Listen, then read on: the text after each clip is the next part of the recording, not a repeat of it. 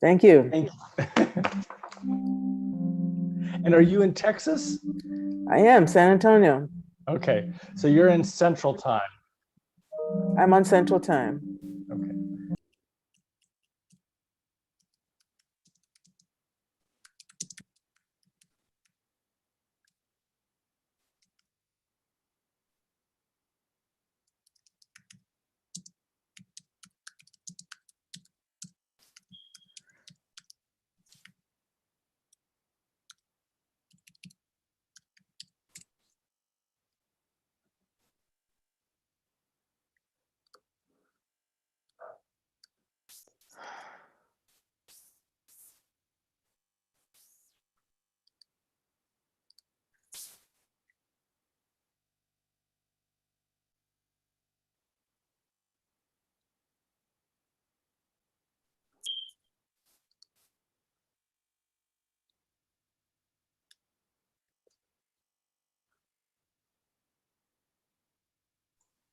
Good morning, everyone. My name is Bill Moses. I'm Managing Director of the Kresge Foundation in Detroit, Michigan.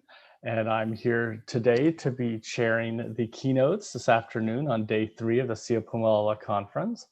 And just before we get started, I just want to remind everyone of just a couple of basic guidelines for the session. If you have any questions for our speaker about their remarks or about what they're saying, go ahead and put that in the Q&A section or raise your electronic hand. And I will be working with Fatima to make sure we answer all of, or as many of the questions as we can.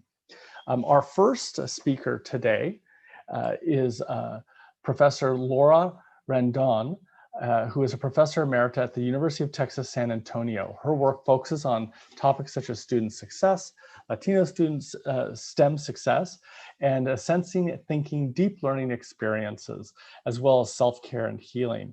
You'll see behind her that there's a picture, a cartoon of Dolores Huerta, who is a critical part of the United States' labor history and civil rights history.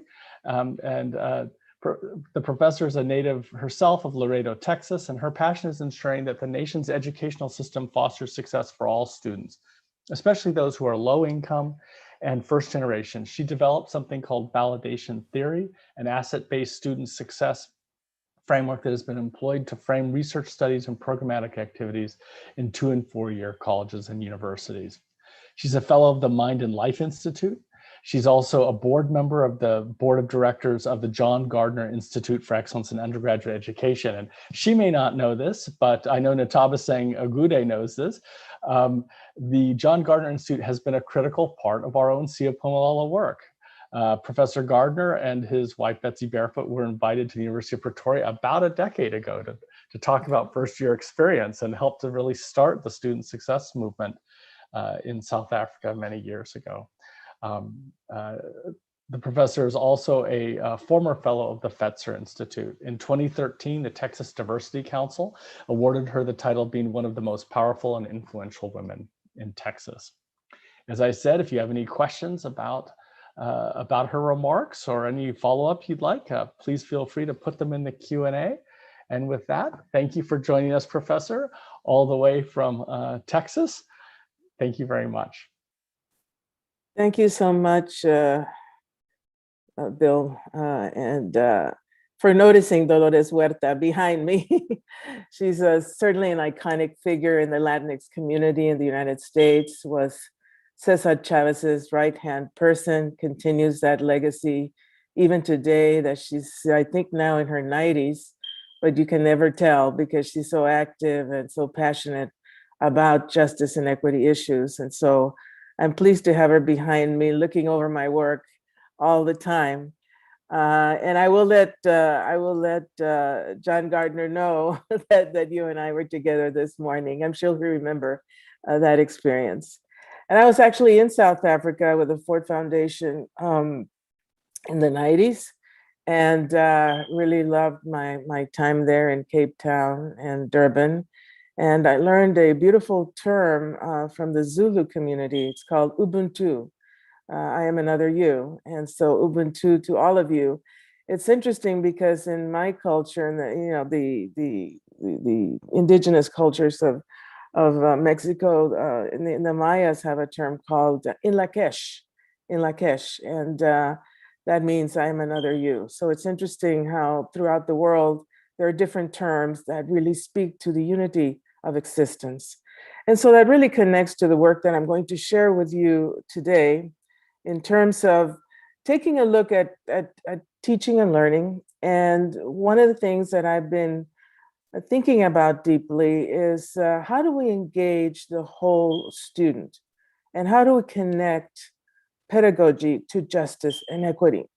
And so I want to give you today some ideas about how to go about doing that, because one of the things that I've learned from my conversations with 2- and 4-year college students in the United States, and I'm coming to you from San Antonio, Texas today, and even those students who are the most vulnerable amongst us, and those are the students that have been the focus of my research, those who are first generation like me, started college the first in the family, no one to guide them, no one that they can turn to for assistance in the family, because the family is clueless about higher education, because they just haven't had the opportunities in the past to do that.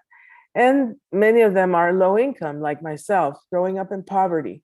And a lot of folks believe that these students, first gen, low income, don't really have much going for them, that they have no aspirations, that college will be too overwhelming, that they're not going to succeed. What I have found is that many of these students just need the opportunity to learn, and people that are going to be backing them up with encouragement and validation. And I've also learned that these students can engage in projects that connect pedagogy to justice and equity, those projects that have relevance to their communities, that are related to their personal experiences, and that foster intellectual, social, emotional, and inner life skill development. One of the big assets that these students have that is so often overlooked by educators is the asset of giving back.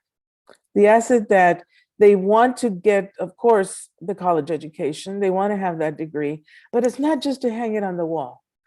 They want to turn around and put something of what they've learned to better their communities, to better their families, to make this world a better place to live. And so it's a phenomenal skill called giving back. In order to move towards a holistic approach to educating students and to connect pedagogy to justice and equity, we have to begin by dismantling some of the entrenched narratives and policies and practices that are working against equitable and just education. The entrenched narrative, as I see it, it's not written anywhere, but that's how strong it is. It doesn't need to be written because it's so ingrained within us. And that is a narrative that we focus only on intellectual pursuits. And that's it. We don't have to do anything more than that.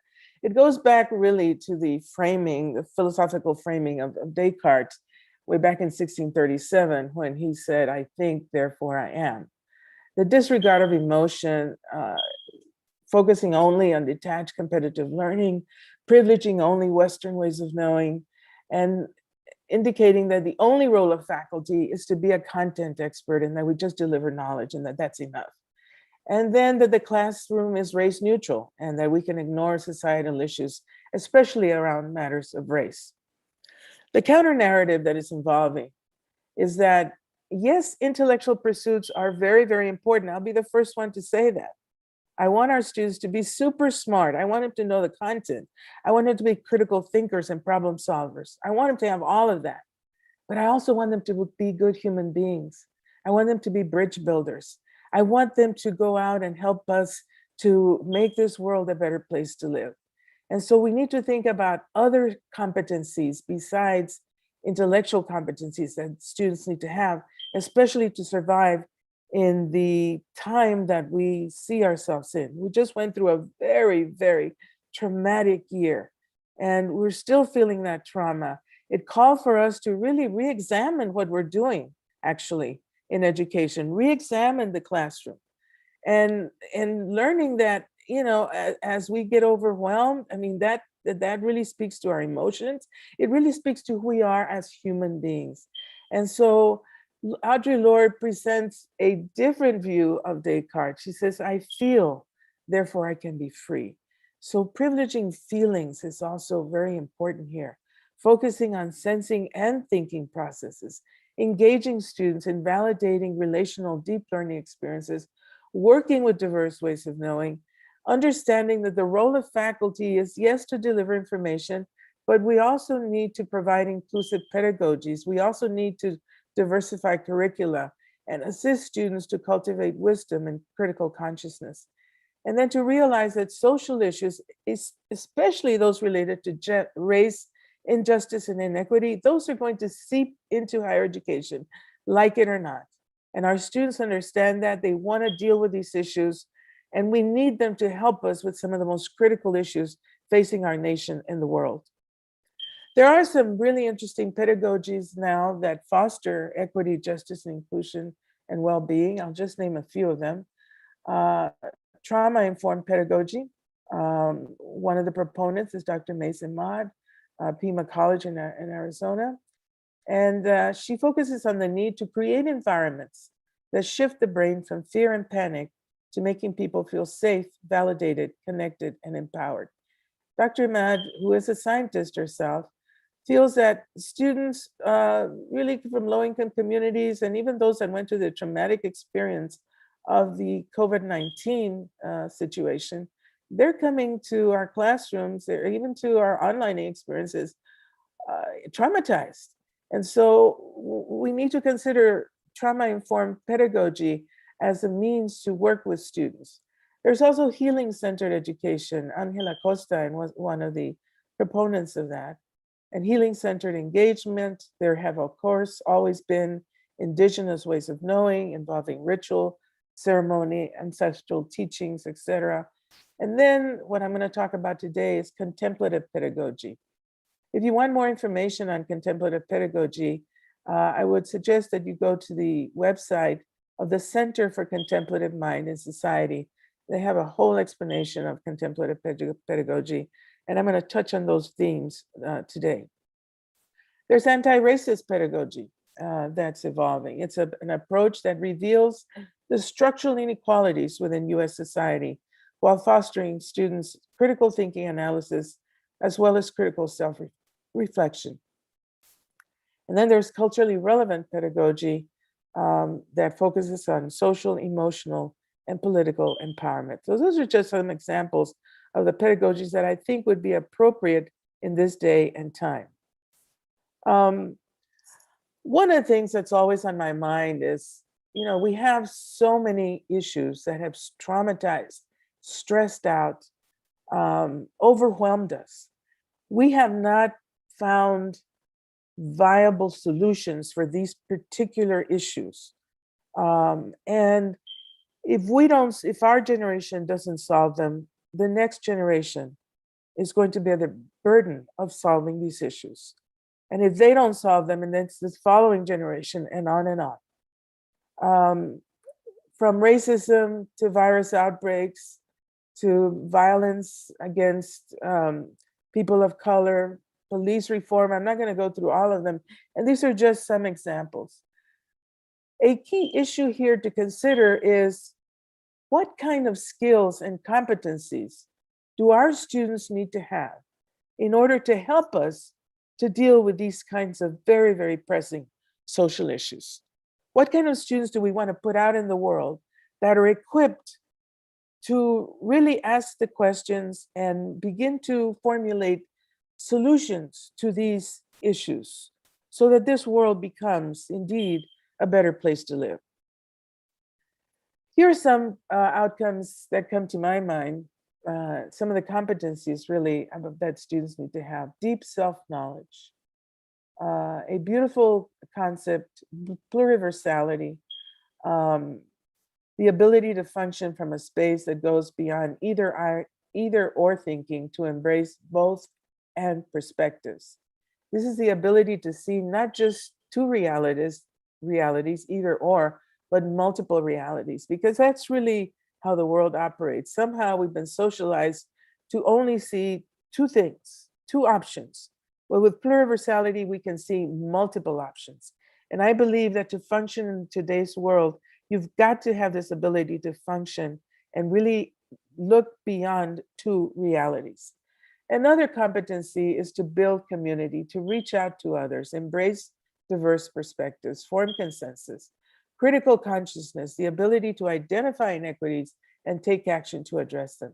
And of course, empathy, stepping into the world of the other with respect and dignity, compassion, caring, concern, appreciating and working with diversity, self-care, healing, and well-being. I really believe that self-care, healing, and well-being ought to be a part of DEI, diversity, equity, and inclusion efforts. Connectedness, our ability to relate to the other, because the I is about the we. Presence, being aware and present in the moment, and having a sense of meaning and purpose. So how do we get our students to develop these particular kinds of skills? What I want to offer today is my work called Sentipensante Pedagogy. Sentipensante is a combination of two words, sentir, which is to sense, and pensar, which is to think. It values both processes.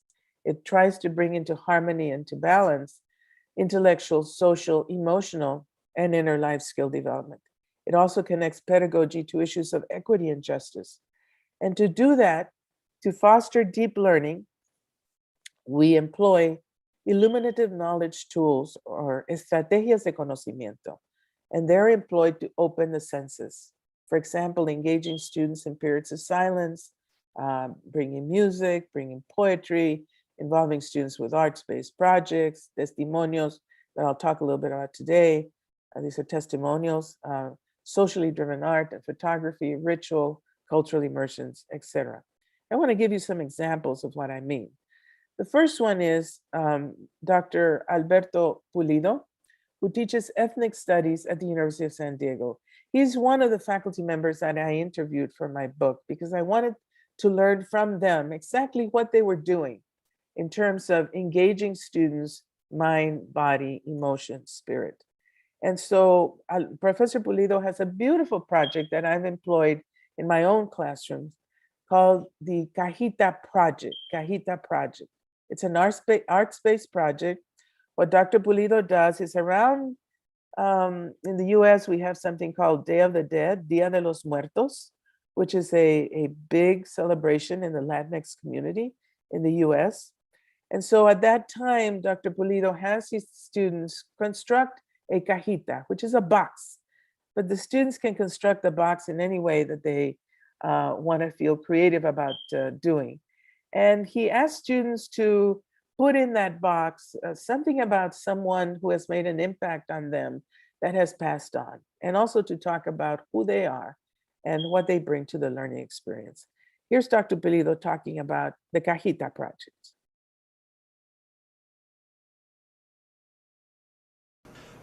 So this box here was done by a student named Valerie Barra, and the title you can see on the top sheet. I usually ask students to write like a narrative, which the students here today did a great job in. And it's called My Life as a Mestiza, Valerie Barra. And the little that I know about it, the discussions that we had about it, was that she considers herself part Chicana and part Apache. And so when you look at the imagery in terms of the symbols, you see some of the traditional symbols that you would see in terms of being Mexicana or Chicana and that whole process. But then you see some of the Native American influence. And she did all these kind of different symbols around here. You can see, Christian symbols and Native American symbols. Up on top, which you can't get access to, there's an actual field of an agricultural field. There's an eagle that's been carved in. There's a horse. There's some Native American symbols as well. And I think it just captures what the students were talking about in terms of those dualities and living in those multiple worlds. So I used this project in my class with student affairs administrators. I wanted them to really begin to reflect on who they were, that they weren't just working with students out there. They were working with their own personalities and their own histories and their own experiences. And I asked them to construct these cajitas to really reflect on what they brought to the student affairs experience, who they were, who impacted their lives. They construct these cajitas. We share them the last day of class that we meet after some community and trust has been built in the classroom. And then I ask the students to share the cajitas on a volunteer basis. I can tell you that by the end of that class, there's hardly a dry eye. We get to know each other much, much better than typically happens in today's classrooms. And as you can see, their cajitas are very, very creatively done. Beautiful project, cajita project. I want to share another example of Sentipensante pedagogy. This is from a person that I consider to be one of my mentors, Dr. J. Herman Blake, who teaches African American Studies at Iowa State. He's now retired.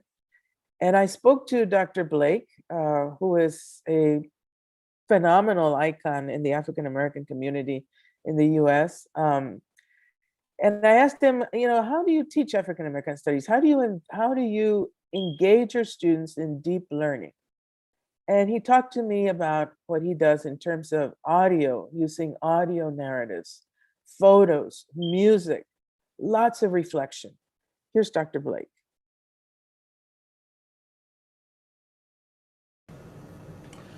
I use in the class some of my own material, my own research. I have them listen to, for example, when I talk about slavery, I have them listen to an interview done in 1968 with a woman whose mother was a breeder. And it was her mother's job to have babies. And this woman taught us. She was the 15th child of this woman, born just after peace declared, as she put it. She was, I think, 94, 98 or something like this. And I have a picture of her, which I show along with the transcript. I want to tell you, you can't hear that and walk away without thinking. When I get to talking about terrorism and violence, I use about 6 or 7 slides from that book, Without Sanctuary. And I raise 2 questions. Why do they lynch people? And then I show the pictures of the crowds who came to enjoy the spectacle, including young children. And one student wrote an essay saying this course is not only about learning, this course is about thinking. And you think all the time. I use music because the music was used by the people to illustrate these points. So when they hear this woman whose mother was a breeder, I play for them the spiritual. Lord, how come me here? I wish I never was born. When they see those slides about how people have been misused and mistreated, I let them listen to Nina Simone singing Strange Fruit. I just gave a lecture on the civil rights movement, and at the beginning of the 20th century, I had them listen to spiritual, Lord, I couldn't hear nobody pray, talking about the loneliness. As you can see, Dr. Blake is really passionate about what he does with his students. I was really struck with his mention of the book Without Sanctuary. It is a book of lynching photography in America. This happened in the South primarily, and the book, it has these horrific photos that people used to take of people who were lynched. The New York Times did a beautiful review, and they say that these photos give one a deeper and far sadder understanding of what it has meant to be white and to be Black in America and what it still means. I was also taken by his mention of the song Strange Fruit. It was originally performed by Billie Holiday, but Nina Simone has, I think, a very haunting rendition. And there's a movie about Billie Holiday now on Hulu Andrade plays Billie Holiday. She won a Golden Globe for her performance recently. The FBI did not want Billie Holiday to sing Strange Fruit. They didn't want to make white audiences uncomfortable. They didn't want to bring what was happening in the South to the forefront, into people's consciousness. I'll just read a little bit of the lyrics.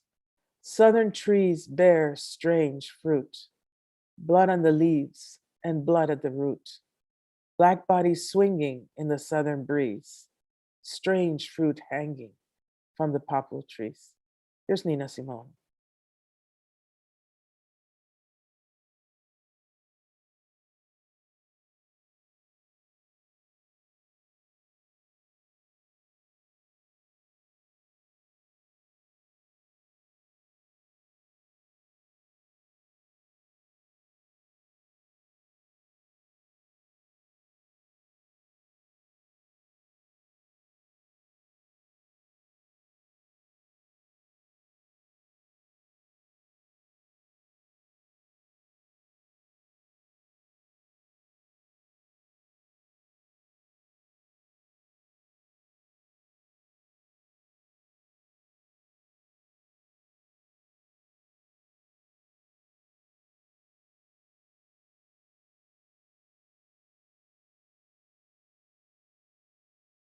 Imagine here are the students viewing these photographs and hearing this rendition of Strange Fruit and the impact that would have on students.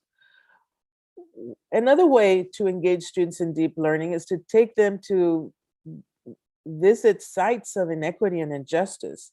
As a member of the board of directors of the John Gardner Institute, the board went recently to the National Memorial for Peace and Justice in Montgomery, Alabama. And there you can see some columns. I took a video as I was walking around. Each of these columns represents somebody who was lynched.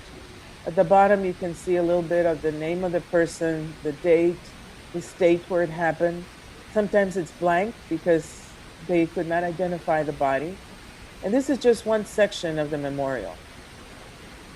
We walked around, and I can tell you, you leave there feeling very, very touched about the horrors, what happened, and to some extent, what is happening today. And one more example of what I would call Sentipensante pedagogy, and this is an example of testimonials or testimonials, having students share their stories, having students really begin to write essays about themselves and capturing what has happened in their lives. This particular, and of course, how you do it is going to look very different than what I'm sharing with you. These are just some ideas, some seeds to plant in your minds in terms of how you might be able to use this work.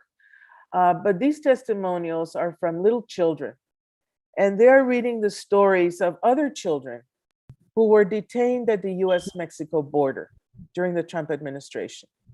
And what these children experienced as they were separated from their families and placed in cages. So this is a powerful testimony from these children. I'll have Craig play this video. Because there were people who wanted to hurt us. I'm hungry here at Clint all the time. I'm so hungry that I've woken up in the middle of the night with hunger. I'm too scared to ask the officials for any more food.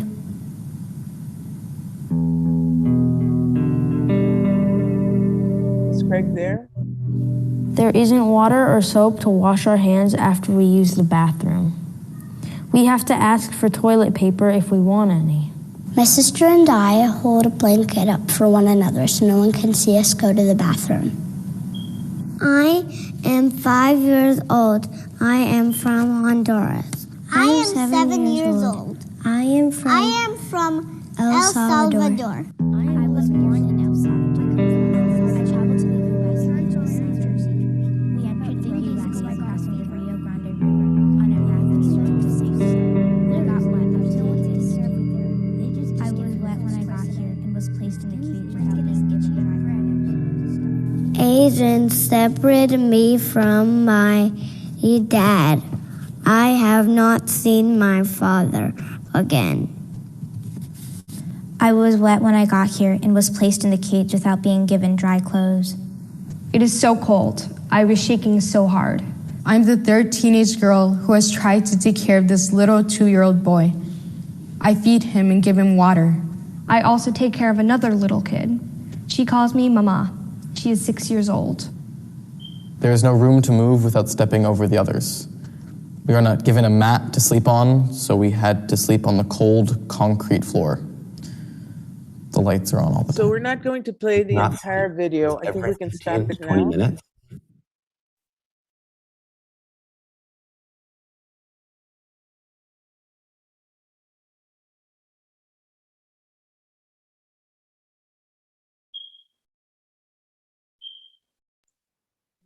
Can we stop the video?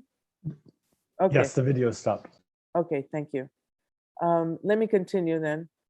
Many people ask me about how do you do this in STEM? I'm not a scientist, but I can tell you that I believe there's a lot of mystery and awe in science. There's a lot of wonder in science. And so there are many topics that students get engaged in, like water quality, climate change, mental health issues, diseases, the impact of drought, hurricanes, flooding, declining infrastructures, and of course, disease outbreaks. How about engaging students in service learning? How about having them do interviews with people impacted by issues? How about a photo exhibit? How about digital storytelling or documentaries? Or having students spend time in nature while working on STEM projects? These are just some ideas of how Sentipensante pedagogy can be incorporated in STEM. To prepare to do this kind of Sentipensante pedagogy, there needs to be some training, some preparations, some professional development. And one of the first things I tell people is develop your own contemplative practice, some way to get into your own self, whether it be prayer or yoga or meditation or hiking or art or poetry, whatever it is, some way for us to access our inner lives. And of course, becoming aware of diverse student backgrounds, understanding the issues of marginalized communities, really understanding equity and justice-informed pedagogies, and professional development in the uses of contemplative practices and illuminative knowledge tools. One last theme that I want to cover today has to do with another entrenched narrative, which is that work, work, work is all that matters, regardless of what is happening in our lives. We learned that during the pandemic that this narrative, although very entrenched, is actually a myth. It's not true. We learned that our lives were important, our humanity was important, our emotions were important. And so I hope that we learned that lesson from 2020, that the work of addressing equity and justice, as well as fostering student success, is made quite difficult if we're exhausted, if we're stressed, if we're overwhelmed. We must focus on wholeness, attending to our own intellectual, social, emotional, and inner life skill development. So we need to rest. We need to take time for reflection and replenishment. We need to attend to our overall well-being. This needs to be a part of diversity, equity, and justice efforts. One of the things that the pandemic did for me is it brought out a little bit of my poetic voice. And one of the things that I've learned is that in times of crisis, these are the times that I learn the most. These are the times that bring the greatest gifts, the most important life lessons. And so I would also urge you to be gentle with yourselves. We've been through a lot. We have been dealing with trauma, and we dealt with sudden change. And as I thought about what were the life lessons of 2020, what did we have to learn? I wrote this poem called The Gifts of 2020. And I wrote it just as January 2021 was beginning, and we had a presidential election. And at that time, there had been 400,000 deaths of COVID-19 in the United States. It's now 600,000 plus. But this was the time in January that I was trying to reflect on what were those gifts that were given to us in 2020. Yes, it was a traumatic year, but what were we to learn? It is often said that hindsight is 2020. A retrospective for year 2020 is in order. On a journey toward wisdom, one inevitably learns a paradoxical truth. It is when we experience the most suffering, the most angst, that our greatest life lessons emerge. Perhaps it was a higher power that selected our generation to merit a worldwide emergency of epic proportions, to be placed squarely in a liminal oppositional space where warriors meet terror, where hope meets despair, where joy meets sorrow.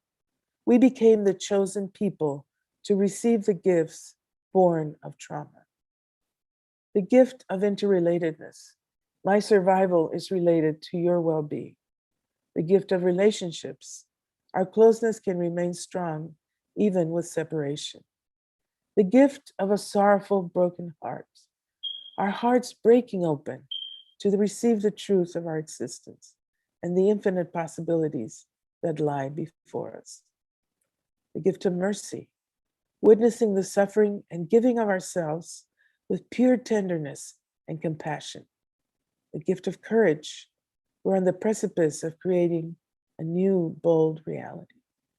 The gift of the Christmas star, bringing Jupiter and Saturn together for the first time in 800 years. The gifts of hope, resilience, and faith illuminating the sky.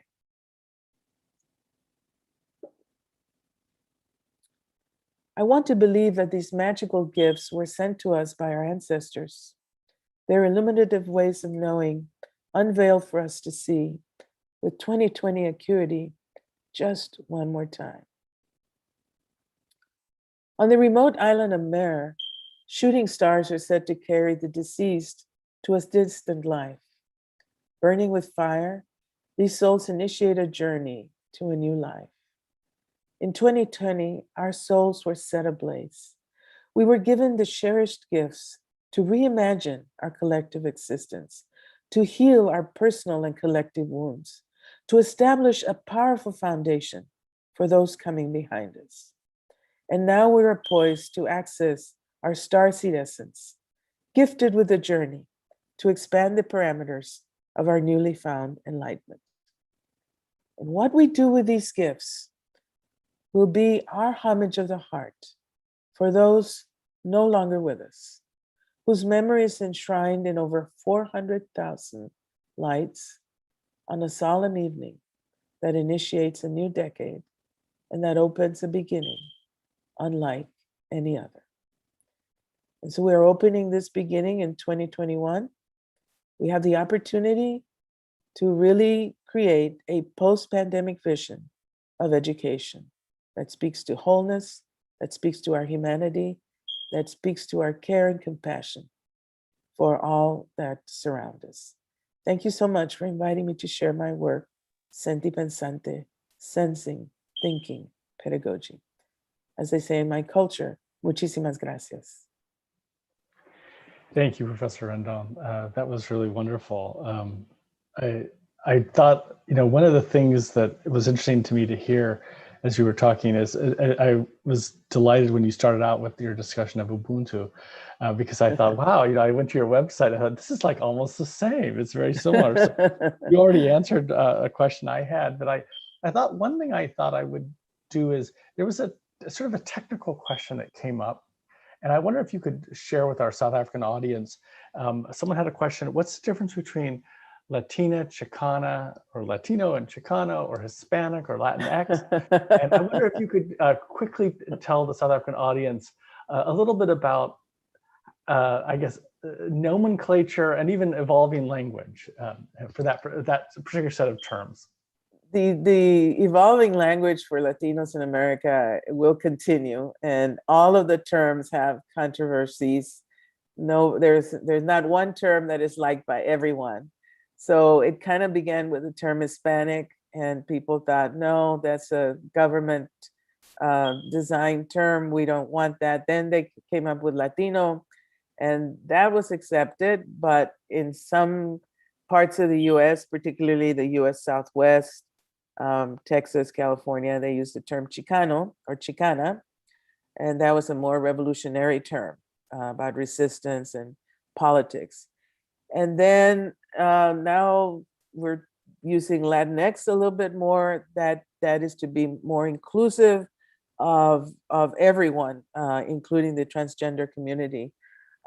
So that's where we are right now. But I can tell you that in another year or two, we'll probably have another term. Thank you. Another question, a commenting question came up from someone who said at University of Cape Town, which is I guess the oldest university in South Africa, in Cape Town, they've tried to incorporate indigenous healing practices into wellness mainstream practices. For example, they've got letters from indigenous practitioners, which are accepted as equivalent to a doctor's sick note. And it's also been formalized as part of their mental health policy. Another example is if there were the tragedy of a suicide in a student residence, a cleansing ceremony is held in the residence to help students deal with the trauma. And this questioner was just wondering if you've begun to include indigenous practices in the United States, if you've heard examples of those kinds of things where universities have included them. Particularly, I would ask institutions that might be deemed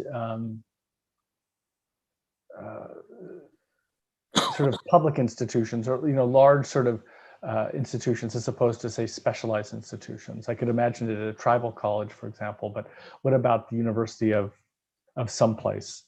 Yeah. Are you seeing that in other settings? That's a very, very good question. I have not personally seen this, but I have heard, for example,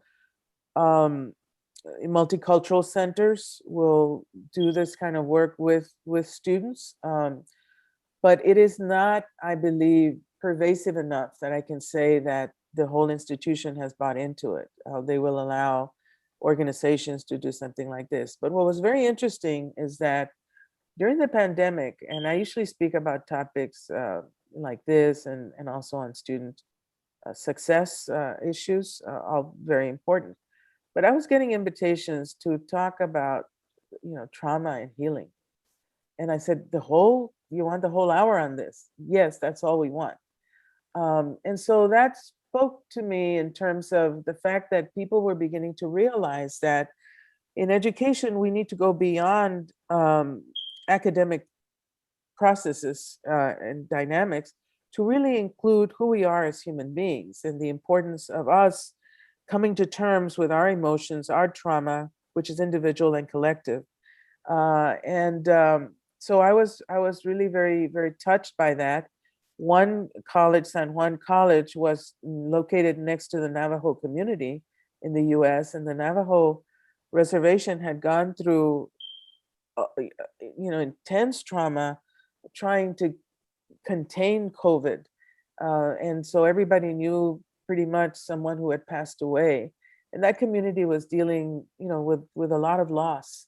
And so they wanted to start their academic year, really examining what happened and coming to terms with, rebuilding themselves as they were so overwhelmed, getting themselves back to center. And so I believe, that while we may not have the term indigenous, I think people are now looking at words like spirituality and authenticity and heart knowledge. I just did a talk last week with Parker Palmer through his center and the University of Denver, and the whole conversation was on this. It was about us as human beings and really dealing with topics such as resistance in the academy and trauma in the academy. And more, I'm beginning to see that institutions are opening their eyes to this type of work and these kinds of narratives. Yeah, I think it's very interesting that you're talking about rebuilding a new way of having the academy behave and act. And, we know that obviously the technology we're using now, that we can all have a conversation with you in San Antonio, while most of the people on this call or this video call are in South Africa. Nevertheless, I think the fundamental nature of the academy is to be with other people.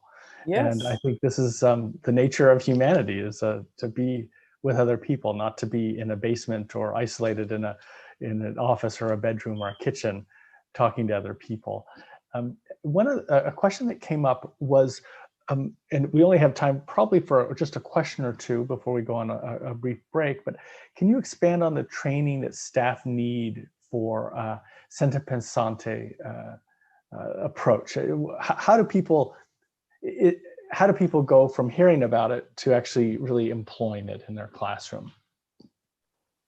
Well, it calls for us to be, first of all, to be open to contemplative education, teaching and learning, and to be open to equity and justice and the connection to pedagogy.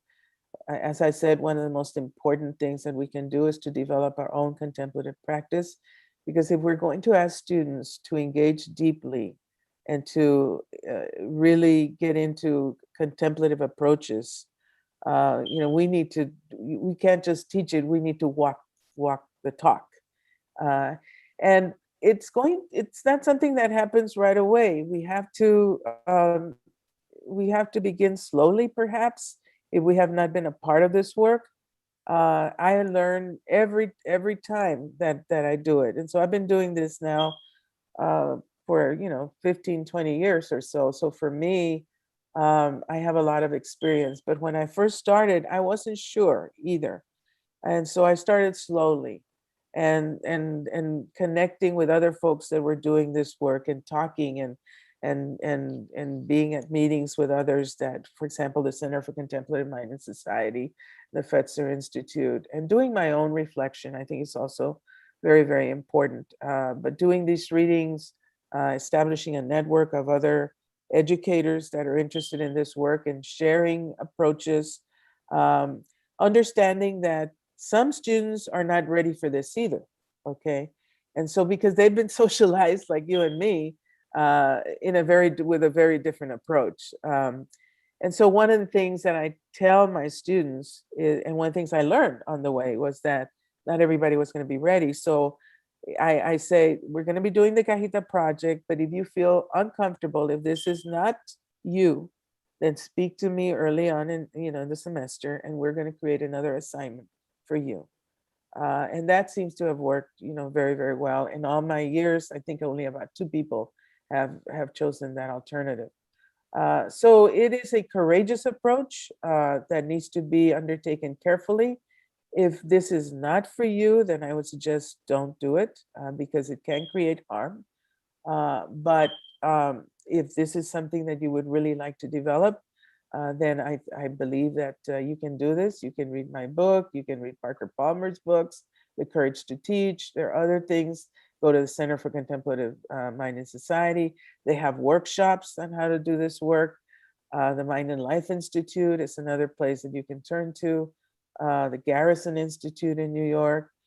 More and more organizations are getting involved with this work. So it's a movement, I believe, that is now moving forward. And I'm pleased to see that. I think we just probably have one last question.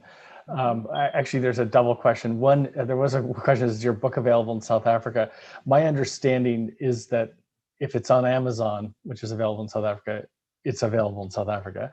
But you may know more than I about that. It is available. And I do have a code that I can share with Craig or someone, because you can get a discount actually from my publisher. Okay. Okay. We may want to try to put that into the, maybe we'll stay during the break and you can give it to us so we can put it in. Okay, sounds good. The other one is, how would you recommend dealing with the trauma or managing the trauma or raw emotions that are listed during a class based on the Sentipensante? Because, I think that could be really critical. I have to say, though, what's interesting to me is a lot of your students probably don't speak English as their first language, being in South Texas. Just as in South Africa, a lot of students are not speaking in English as their first language. And so the idea of making things that symbolize their analytical skills is a way to get beyond challenges with language fluency. But I'd love to hear how you deal with the raw emotions. This work does evoke emotion, and some people are uncomfortable with that. What's very important, I think, is that from the very beginning, we create community and trust. And what that means for me is that I also step into the classroom, not just as a scholar or an educator, but as a human being, with all my frailties and vulnerabilities and my own emotions. And I can share my story. And as I share my story, that opens the opportunity for students to share their story. But I also tell students that not everything is public, that they can share only what they feel comfortable in sharing. So I think that gives them an opportunity to just relax about it. And some people will share a lot. I mean, I've heard stories about students who had a gun placed at their head. A student who brought in a letter from her mother when she was adopted. A student who talks about when she was 6 years old, she was already working in the fields, picking crops. I hear so many stories that until you have these kinds of projects, these kinds of opportunities, you're likely not going to hear. But students respond very well to this. Just a few that are, get uncomfortable, but from the very beginning, if you create that community and you keep creating it, and students begin to relax, they feel that the space that you created has dignity, it has respect, this is more likely to work. It's not a community based on cutthroat competition and put down, nothing like that at all. And so those are some of the things that I believe we need to pay attention to as we do this kind of very important work. Well, I think we could probably go on, judging by the chat and the questions, we could probably go on for a long, long time. And I know there's interest in knowing if people can get a copy of your poem and also if they can get a copy of that discount code. But I just want to thank you so much, Dr. Rendón, for joining us today. And thank everyone for being here.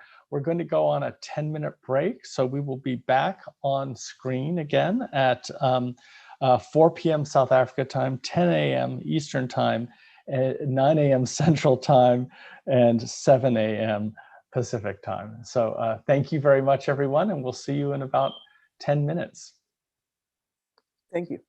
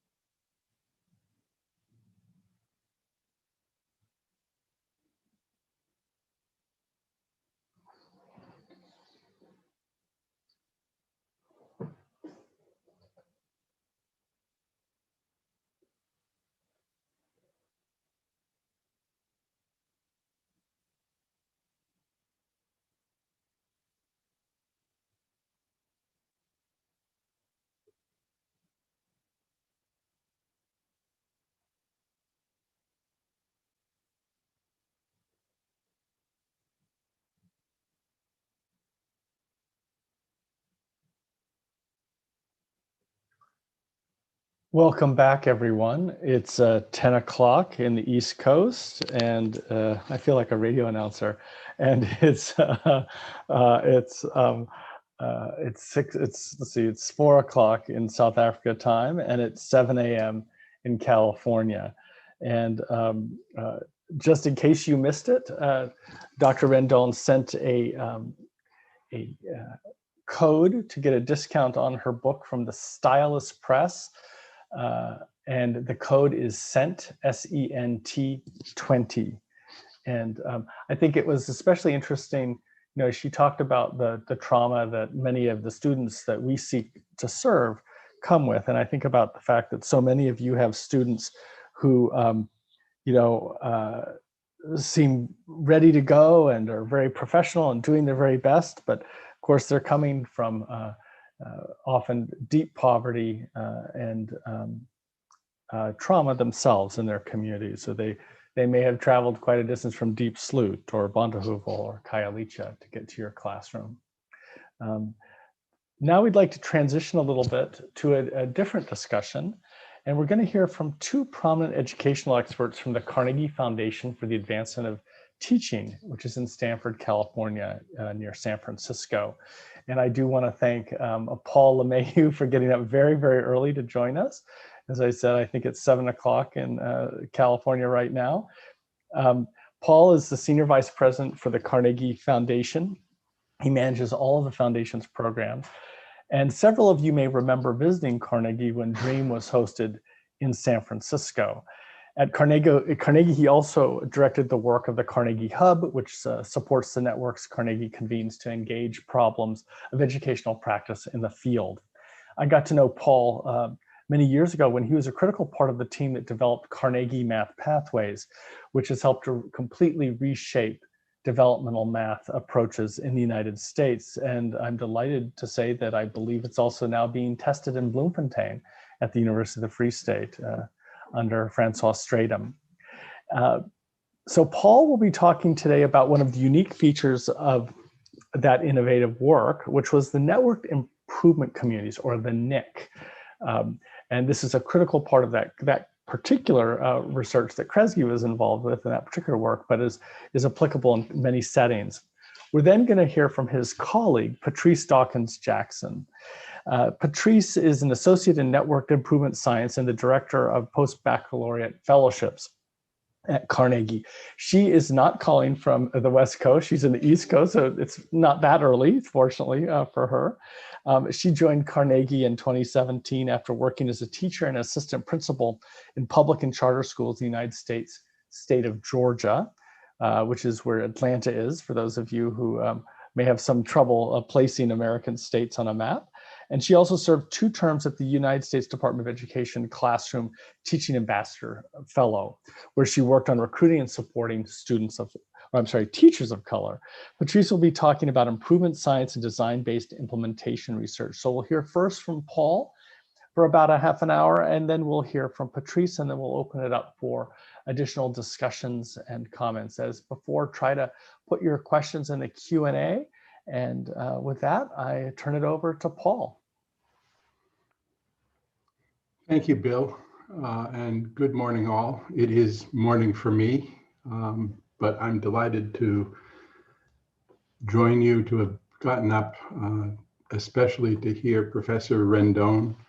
I would disappoint myself if I didn't begin by thanking you, Professor Rendón, for sharing with us in my native languages, which is Hawaiian, your mana'o, your wisdom. This morning, probably, I hope, will be something of a feast, and with any good feast, there should be food for the heart and soul, which Dr. Rendón has provided. And now we turn to food for the mind, as we try to share with you some ideas about how to organize people and effort to get good ideas into practice well. It's something that we do not do as well as we might like. There are 2 main motivations behind the work that we've done. If you'll give me just a moment, I'm going to share.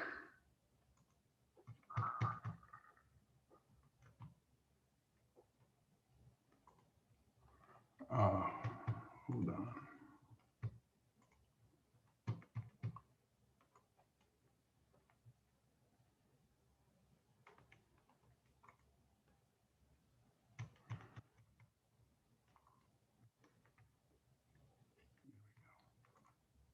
There. Hopefully you can see the slides. There are two motivations really behind this work, which we started about 15 years ago now. The first was that those of us who were there at the beginning were by background researchers, and we were very disappointed with the nature of the relationship between research and practice, between researchers and practitioners. It was not as productive, and it was not as constructive, and it was not as helpful. And we found the fault lay mainly, frankly, on the research side, which did not concern itself with real problems of practice, and which had not figured out how to do its business in a way that honored practitioners and the expertise and wisdom of practitioners, but integrate that with the disciplined inquiry that researchers can bring. So as a result, that sort of launched our effort. And then a second pressing concern for us was this thing that I alluded to a few moments ago, which was to figure out how to get good ideas into practice, how to get them into practice effectively, by which we mean so that they work and they work well, reliably, so that they work again and again and again from place to place to place, from person to person and for everyone, and at scale. How do you bring them out of the confines, if you will, of small research projects and carefully constructed and carefully nurtured efforts to things that could actually have benefits and power and effect, as I say, reliably, effectively, and at scale. So those were the primary motivations. And what we did along the way was we organized a set of ideas, and we worked on a human architecture, a way of organizing people to use those ideas. And the result is this thing that Bill named already for us already, this thing called the Networked Improvement Community. And that's what I want to talk about and share with you. But I'm going to begin, as a good improvement scientist should, by describing the problem for you a little bit, because one of the things that we do believe is that what we tend to do in education is to throw solutions at problems, whether or not we understand the problem well, whether or not those solutions are crafted in ways that are likely to seriously address the problem. We love to fall in love with new ideas and solutions, and it can lead to what we call solutionitis, the tendency to have to proliferate lots and lots of solutions that don't necessarily collectively add up to an effective system. So I'm going to begin by describing the problem of getting good ideas into practice, and I'm going to do it with a real world example that is taken from a program that was really used throughout the world and very highly regarded, and rightly so, something called reading recovery, which, as I say, has a very strong research base. It is very well articulated and very highly regarded. And yet, the results that I'm going to share with you quickly come from a research study examining the impact of using randomized controlled trials, examining the impact of reading recovery. And what they saw when they did this, after doing a very highly disciplined and rigorous randomized controlled trial involving actually 282 schools, 141 schools randomly assigned to use reading recovery, and 141 schools as a comparison or control, they found an effect size that was almost equal to 1.0, which is extraordinarily high, actually. Offline, we can talk about the technologies of the analysis, but this is highly statistically significant, and even more important, it is of an order of magnitude that suggests that it's well worth spreading, because it is definitely something that seems to be having some positive impact. But it turns out that when you dig into the data a little deeper, and we look at the distribution of those 141 schools, we see a substantial distribution, and it ranges from down here at the low end, schools, a number of schools, almost 20% of them, in fact, that are having weak or no, or even worse, negative impacts. And similarly, there's a set of schools up at the high end, what in improvement science we refer to as positive deviance or bright spots, in which extraordinarily good things are happening. But what's interesting to know about this distribution, I want you to know two things about it. One, this is what happens when really good people worked really hard to implement a well-disciplined, well-conceived, and well-supported program. They got the same range of effects from negative impacts all the way up to extraordinarily positive impacts that we had even before we put the program into place.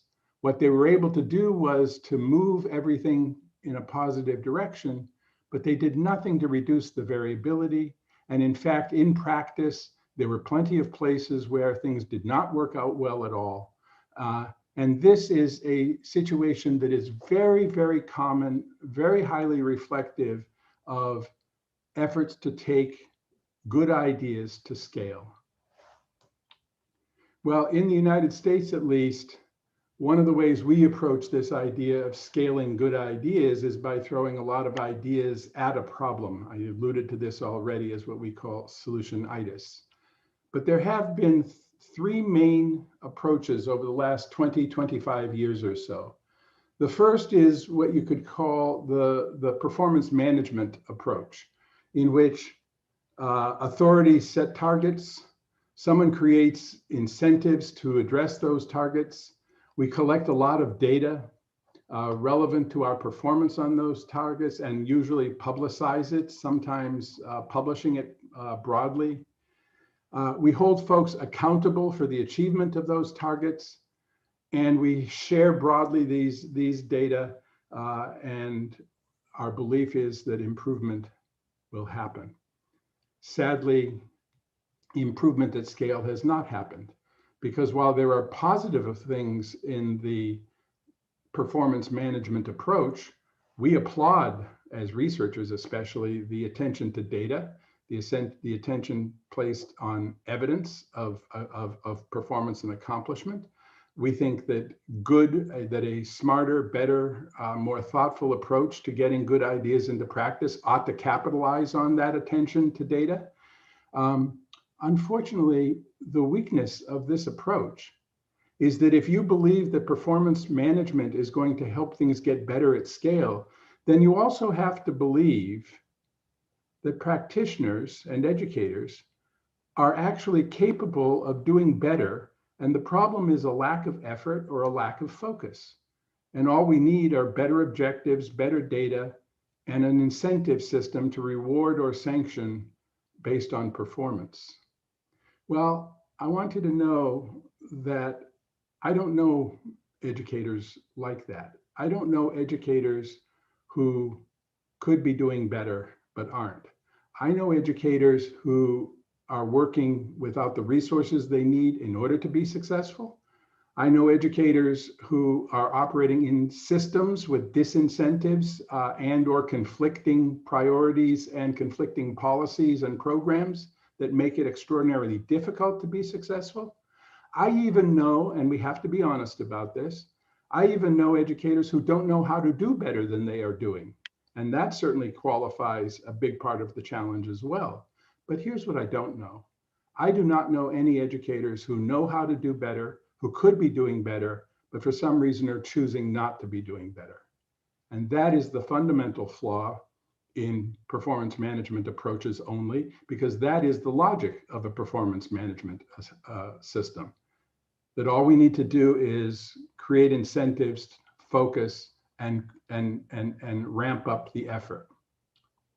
Well, a second approach over the last 20 or so years has been what we refer to in America as the evidence-based approach, the evidence-based practice movement. The idea that someone builds a program, they test a program, deeply using rigorous research methods. They demonstrate that it, in fact, can have good effects. It goes on some list of warranted programs or effective programs, research-based programs, as we call them. And we even have a place where this list is maintained in the United States. It's called the What Works Clearinghouse. And having made it onto the approved list because it has this research base behind it, we then incentivize or establish policies that say you should be using research-based practices. And as a result, practice will improve. Once again, there are ideas in this approach that we like. We do value and appreciate the role of research and the idea that warranted practices should be respected, that practices that do have a research base demonstrating some effect ought to be respected. But the problem here is the program in the first place wasn't built for you, and it wasn't built to work in your context. And the research that was done on it, the randomized controlled trials typically that were applied to it, use methodologies that tell us that that program can work. If you go back to the reading recovery example, a beautiful example of a program that can work, but it doesn't tell us how to make it work. And it doesn't tell us how to make it work for you and by you, and it doesn't tell us how to make it work in your context. We need a complementary science alongside the science of performance, if you will, or the science of accomplishment that will teach us how to learn to implement good ideas well. And that is the shortcoming of the evidence-based improvement movement, because the truth of the matter is context matters. It matters a lot. And getting things to work in your context is actually the essential challenge of putting good ideas to work reliably, effectively, and at scale. A third big approach, for us at least, occupying the last 10 to 15 years, you could label the professional community, professional learning organization, the professional learning community approach, in which good professionals come together to learn from each other, to learn with each other, and to learn through each other. And this too has features that we like a whole lot. The idea of honoring practitioners and practical knowledge and practical expertise is extremely important. But on the other hand, we find weakness in the shortcoming of the appeal to empirical evidence to know that what works, that what is being tried actually does work, and it does work empirically, and what sorts of knowledge we can generate about what works for whom and under what conditions that can make those ideas travel and be used well at scale. That's what tends to be lacking in professional community and professional learning organization approaches. So what we realized was that if we were going to get traction, if we were going to bring into creation a better relationship between research activity and practical work, we needed to rethink the challenge of getting good ideas into practice. We needed to learn how to implement ideas effectively, reliably, and at scale. You've heard me already define and speak to that.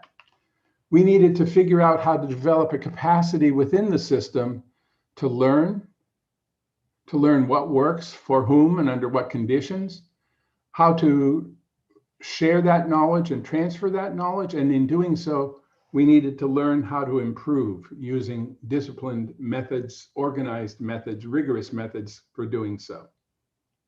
In other words, we needed to learn how to move from fidelity of implementation.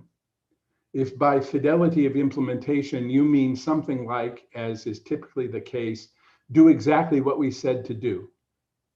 Scripting things for teachers is a dishonoring of practical knowledge. It is a dishonoring of practical expertise.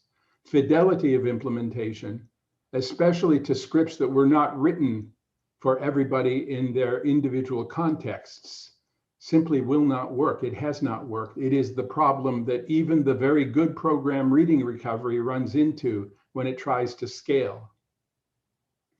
So we need to learn to move from fidelity of implementation to integrity of implementation. And by integrity of implementation, what we mean is to understand deeply the ideas that underlie a given program and remain true to them while adapting the program so that it can work locally, and then testing it to make sure that it is in fact working effectively, that it is in fact an improvement. So understanding the ideas that animate a given program, understanding it well, absorbing and paying attention to what Patrice will speak to as the design principles that created that program, and remaining true to those design principles, remaining true to those fundamental or core ideas, while adapting and testing to make sure that they work effectively in local context. That is the essence of improvement science conducted inside of networks. And so what we did was we set about organizing people and ideas. We set about exploring and discovering a set of ways in which ideas could be organized, bringing the rigor of research or rigorous inquiry approaches, but this time in the hands of practitioners as improvers. And then we set about figuring out what sort of a human organizations, what sort of a social organization could capitalize in the best of what we know about networks in order to arrive at a better and healthier and more effective relationship between research and practice. And along the way, we looked at manufacturing, we looked at service industries or service endeavors. We looked closely at healthcare. And we looked at the ideas that underlie the power of networks, what has been referred to as networked science. And in all of these places, we found the ideas, the core ideas of something called an improvement science. Initially started in manufacturing and business, but more recently, as in the last 25 to 30 years, in healthcare, which looks very much like education in many, many ways. The social organization of hospitals with their equivalents to schools, medical practitioners with their equivalents to teachers, and the fact that both healthcare and education are people-serving enterprises. And that when thought about and executed properly, care about the whole well-being of those whom it serve. These are things that are proximate to education. And it was very, very instructive and very encouraging to see the ideas of improvement science working well in healthcare. And so we took these ideas and we organized them according to a set of 6 core principles. And I want to share those with you very quickly. These are the core principles that undergird a science of improvement. First of all, be problem-focused and user-centered. Put the problem in the first position. Don't just arrive at solutions that appeal because they feel better or because somebody powerful has insisted that you attend to them. Study the problem. Study this. In doing so, pay attention to variability, because reducing variability is the core problem to solve in improvement. We already know how to move the mean up. We already know, as the example from reading recovery amply demonstrates to us, we already know how to move the mean in a positive direction.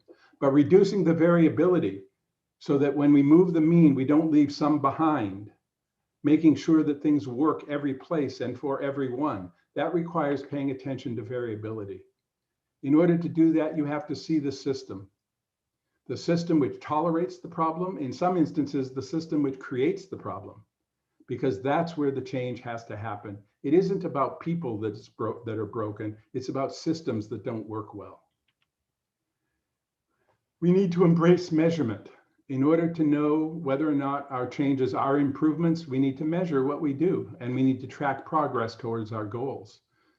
We need to bring disciplined inquiry to bear, to ask questions in a rigorous fashion to assure ourselves that our ideas, our changes really are improvements.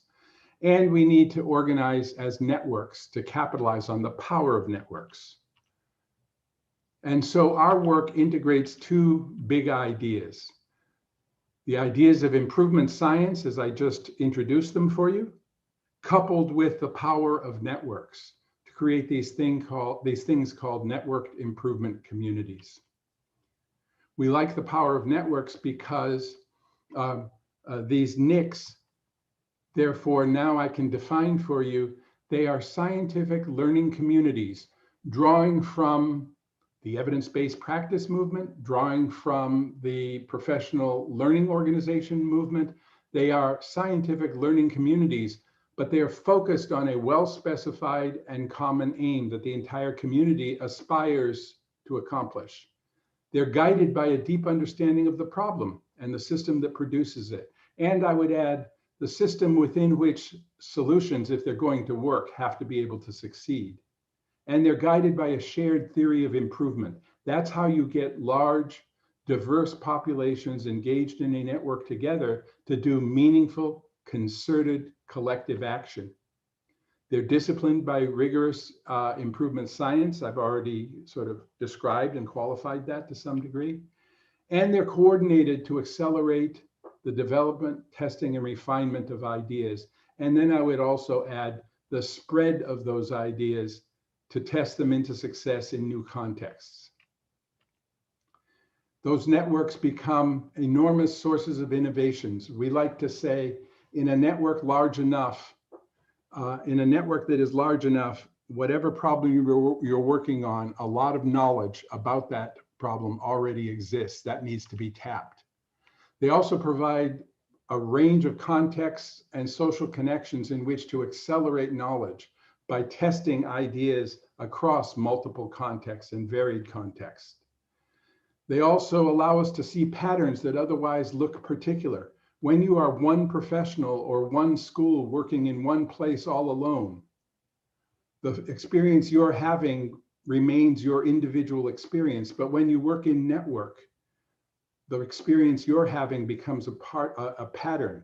It becomes something shared that others are experiencing as well, and you're able to confront it much more effectively, much more powerfully. And it also provides a safe environment in which to test ideas, in which to compare results and share in a healthy professional exchange those ideas. So let me conclude just by sharing with you a big picture of networked improvement communities and what they look like. They proceed through three broad phases. First of all, in phase one, they organize to work together.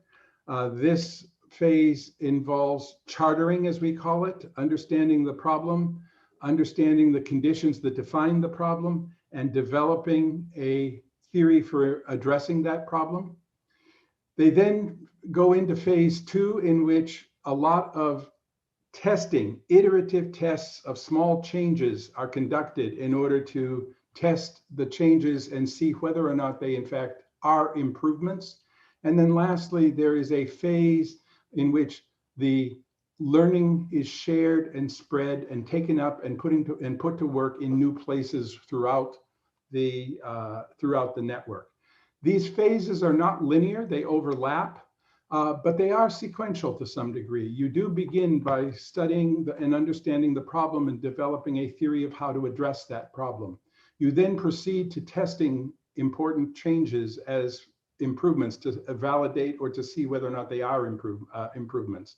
And then you do work on the problem of spreading those ideas throughout the entire network. And that's how a collection of professionals working together accelerate learning, accelerate the spread of ideas, and thereby accelerate improvement.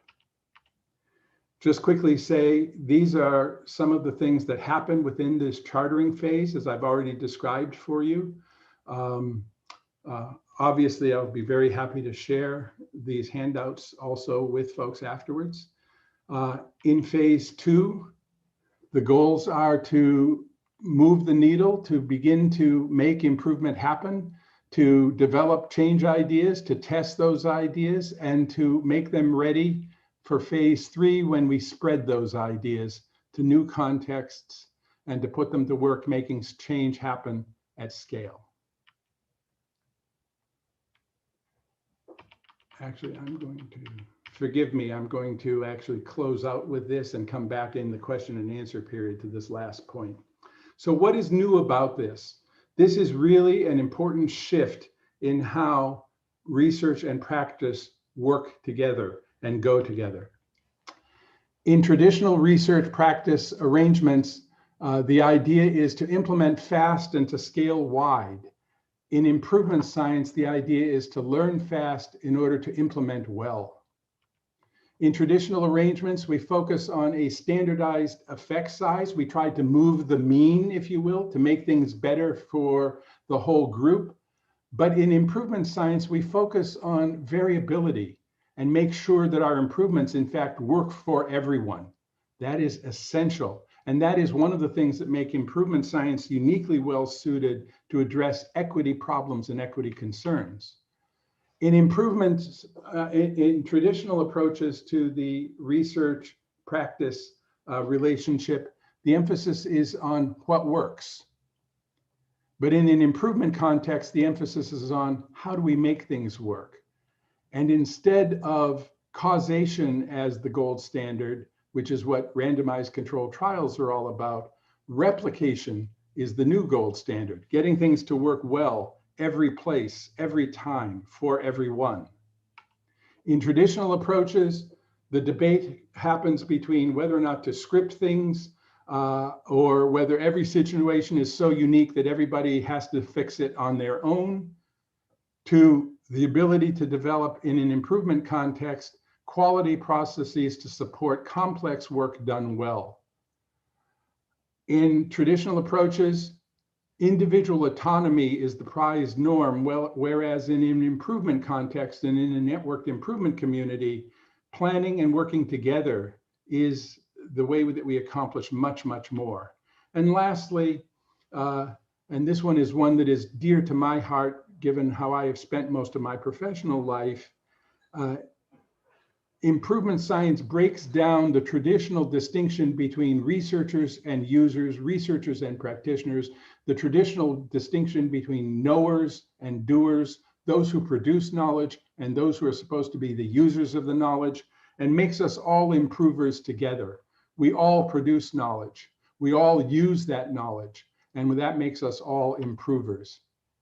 To go back near the beginning, what this does is it turns on its head something that, at least in America, has dominated our thinking for the last 25 years. It is a shift from evidence-based practice to practice-based evidence. I'll pause there. Thank you, Paul. That's terrific. If anyone has any questions for Paul or about improvement science, please do put them in the Q&A. But now I'd like to just turn to Patrice Dawkins-Jackson to talk a little bit about improvement science and design-based implementation research. Hello, I just want to make sure, can you see my screen? Yes, we can. Okay, great.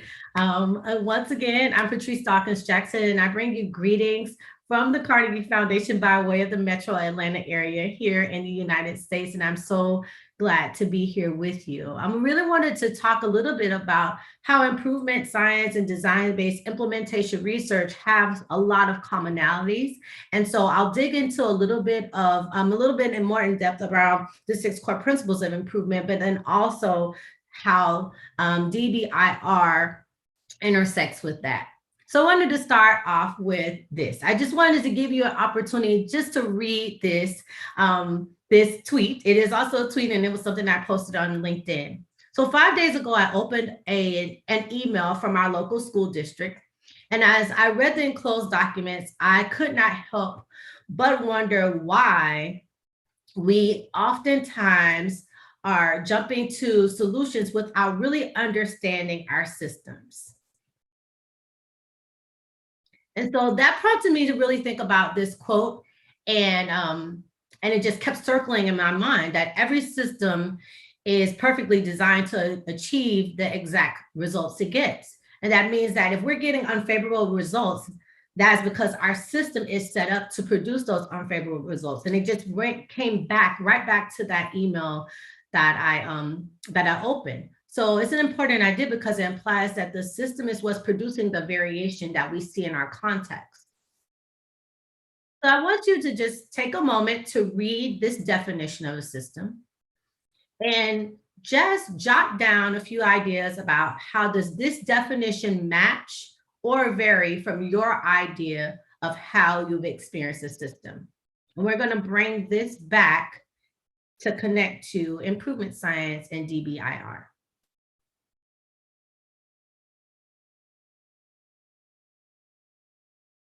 So we hear the word system in education a lot.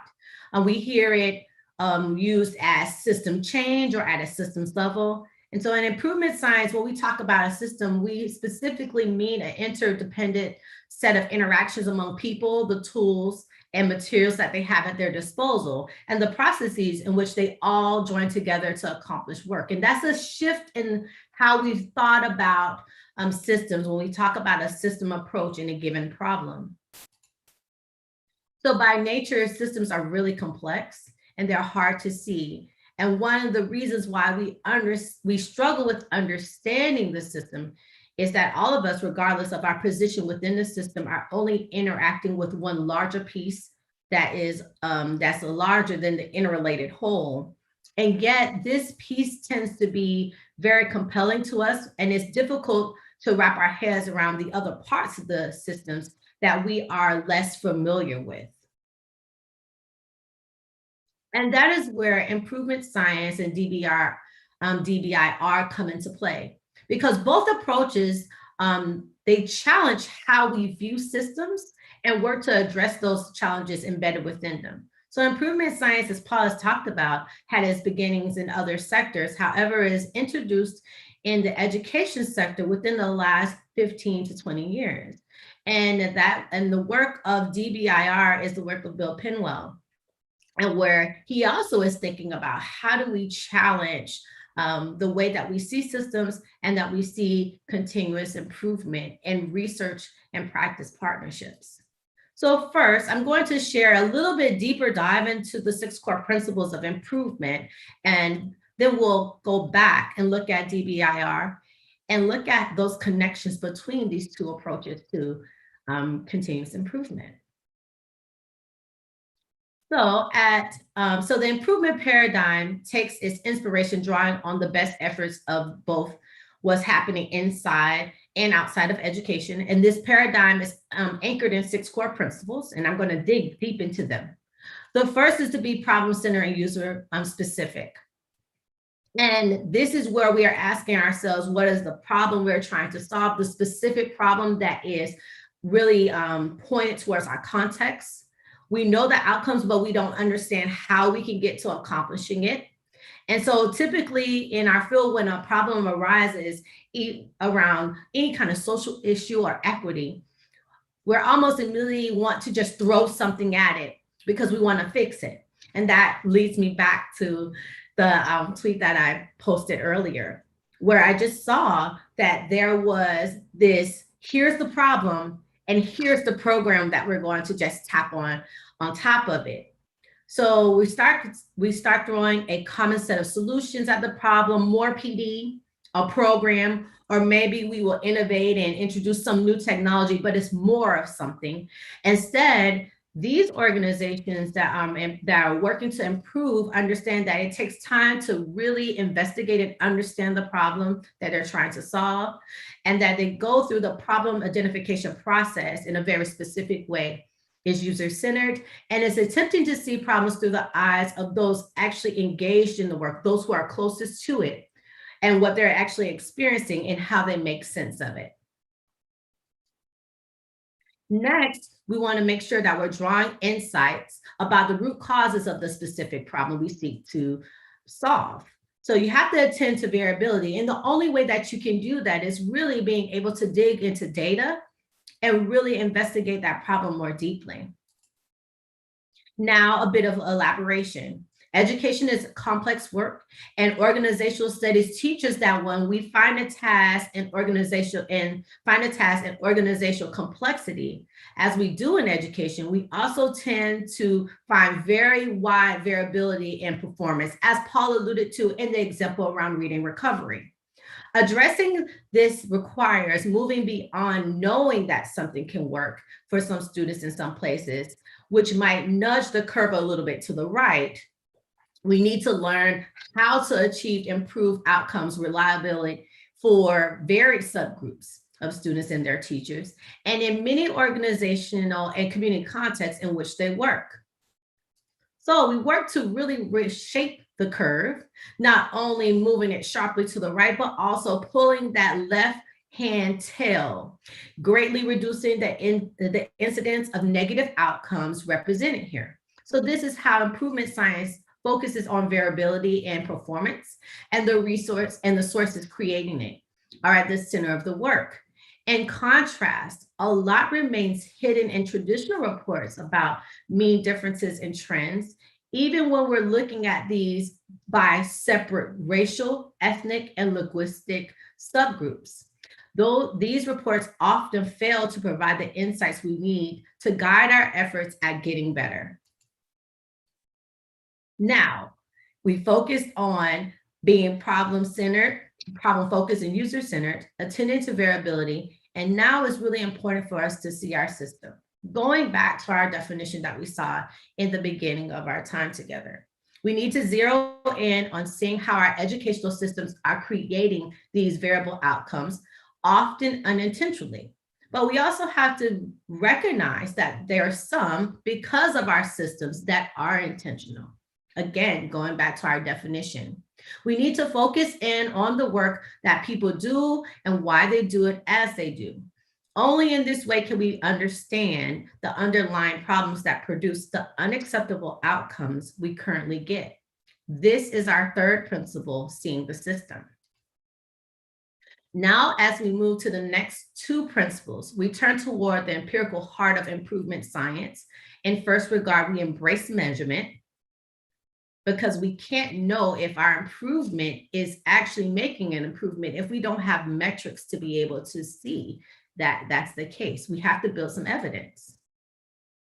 Likewise, there is a characteristic of evidence-based practice. Improvement teams go into a part of discipline inquiry.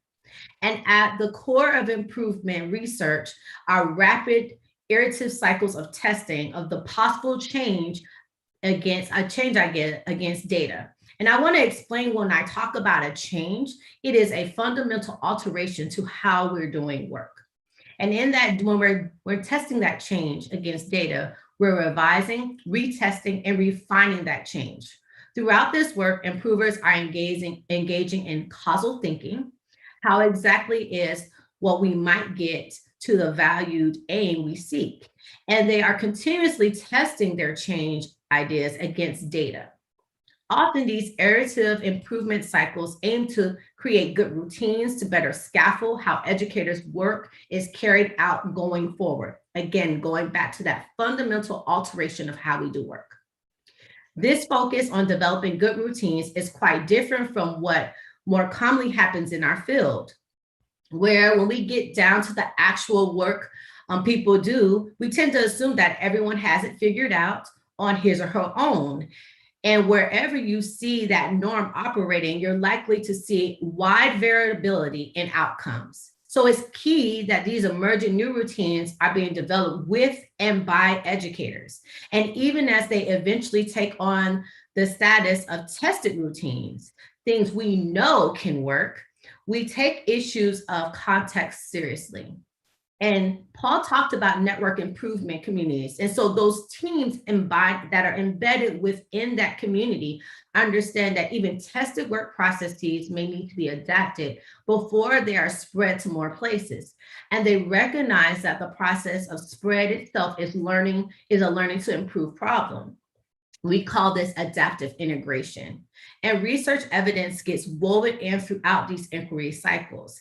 This is where the conceptual frameworks and statistical methods arising out of basic research add value. And this is how practice-based R&D efforts are carried out. Researchers and practitioners are now engaged with one another in very different ways. Finally, then we tackle the larger, more complex and persistence problems we join together in improvement networks. And Paul gave you an opportunity to flesh out what that looks like. The educational system that we've built and problems embedded within them are now so complex that it's hard to solve them alone. So we need coordinated collective action involving educators, researchers, and organizational leaders. This is a really big shift from how we've taken an approach to education reform or improvement efforts in our past. Whether this network activity occurs in a single organization or in a deliberately structured cross-organization network, you see commonalities. So now that you've had the opportunity to hear and learn a little bit more about the 6 core principles that undergird the methodology of improvement science, now I want to turn your attention to design-based implementation research. Design-based implementation research, DBIR, as it is used in its abbreviated form, is an approach to organizing research and development intended to address these challenges.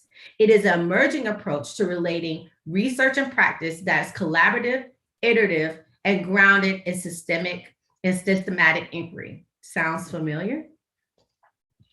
There are 4 principles that undergird DBIR, and they are to focus on persistent problems of practice from multiple stakeholders' perspectives, to commit to iterative and collaborative design, to develop theory, knowledge, and practice related to both classroom learning and implementation through systematic inquiry, and to develop capacity for sustaining change in systems. Now, what we have to think about is the different ways that this happens. So when you're looking at DBIR, the first thing you have to do is deciding on a focus for this joint effort, this collective. And so it's really important to have multiple perspectives. Teams are comprised broadly and can include teachers, school and district leaders, researchers, students, and community members. In DBIR, it is essential to incorporate the voices of those who are impacted by the problem of practice, closest to it, and have insight about it. It's also important to negotiate. Identifying the problems requires ongoing negotiation with careful attention to issues of authority and power in who defines problems and possible solutions. Surfacing power dynamics is important when thinking about engaging in joint work. Fostering relationships, psychological safety, and agreements in the problem identification process is helpful when we're talking about negotiating. And then finally, when we're thinking about deciding on a focus for joint work, we have to think about orchestrated processes. Problem identification can benefit from carefully orchestrated processes to identify root causes, key change drivers, and practical theories of action. Orchestrated processes provide the opportunity for authentic engagement with the identified problem of practice. Here, I have a graphic of a fishbone diagram, which is a tool that helps identify root causes of a problem, but also has a social learning quality to it.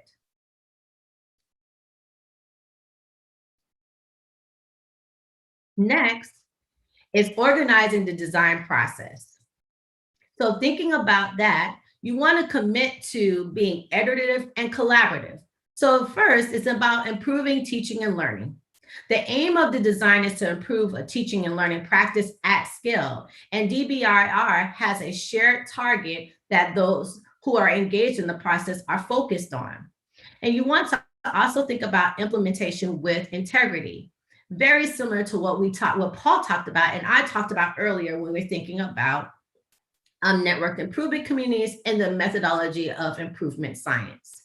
The objects of design are not only curricula and programs, but they also include professional development and other supports needed to implement curricula and programs with integrity. Within this approach, we are thinking about the different levels of the system that have to be impacted and supported. Next, this is big. You have to think about failing early and failing often. The design process should also allow teams to get things done basically right fast, or to fail early and fail often. This is a complete shift in what is a norm in the educational context. There are enabling conditions necessary to foster this type of process and the learning, including creating a culture of inquiry, curiosity, and authentic learning. And last but not least, we're all in. So in a design process, it should be participatory, involving as many stakeholders as feasible. Without multiple perspectives in the design process, we have blind spots. And that can lead to a disastrous outcome because we didn't engage the people who need and understand this problem more than we could ever imagine. So doing research in DBIR. One, we have to think about research and evidence to inform. So DBIR gives a central role to research and evidence to inform, but not determine changes in design. This is shifting how we think about research. And Paul alluded to this earlier when he talked about how you go from being just a knower and doer, but now it's more a collective effort where we're making sure that the things that we're understanding and learning from research are informing our decision-making, opposed to saying this is exactly what we're going to do. It also has a theory that guides. So the theory both guides and emerges from design and the implementation of programs and curricula. And oftentimes, multiple times there are multiple theories at play. So for any given problem of practice, multiple theories may arise as we're starting to engage and think about the different perspectives that people are bringing to the problem. So that is how that doing research in DBIR looks. And last but not least, it's important to develop capacity. So one strategy for promoting sustainability of designs is to develop capacity throughout intentional efforts to develop organizational routines and processes that help innovations travel through a system. I want to focus on this one in particular, because think about often how many times an initiative starts, it gains lots of traction, and then there may be a change in staff. There's turnover, attrition, and that initiative dies. DBIR is stating that it's really important to develop the capacity so it is interwoven in the system. And capacity is a quality of the institutional ecology of schooling, which includes educational systems, researchers, and other stakeholders in this space. So at its root, improvement science and DBIR both have their roots in continuous improvement, engaging multiple stakeholders, leveraging scholarly and practical expertise to improve teaching and learning outcomes, because that's what we care about the most. And so when we're thinking about improvement science and design-based implementation research, what they have in common is that they're both specific problem, they both have specific problem identification processes that include leveraging the expertise of multiple stakeholders, engaging them in the design process. In improvement science, we think about that from the perspective of doing a causal system analysis, in which multiple stakeholders come together to really think about what is the problem they're trying to solve, identifying the root causes of that problem before starting to develop a theory. Design-based implementation research has a process that is very similar. They want to make sure that as we're taking on this effort, that there is a specific way that we're looking at identifying the problem. And it doesn't just include what comes from research. It includes engaging others. Again, the engagement of multiple stakeholders, those who are closest to the problem, have insights. And one of the things that I really appreciate about both approaches is that there is definitely a cry and a movement to engage more communities and students in these conversations around continuous improvement efforts. It leverages scholarly and practitioner expertise, realizing that we are actually better together, and it is important that we're collaborative and work as a collective versus feeling like these are those who know and we are those who do. And so it really is shifting the discourse around research and practice partnerships. And both are iterative in nature.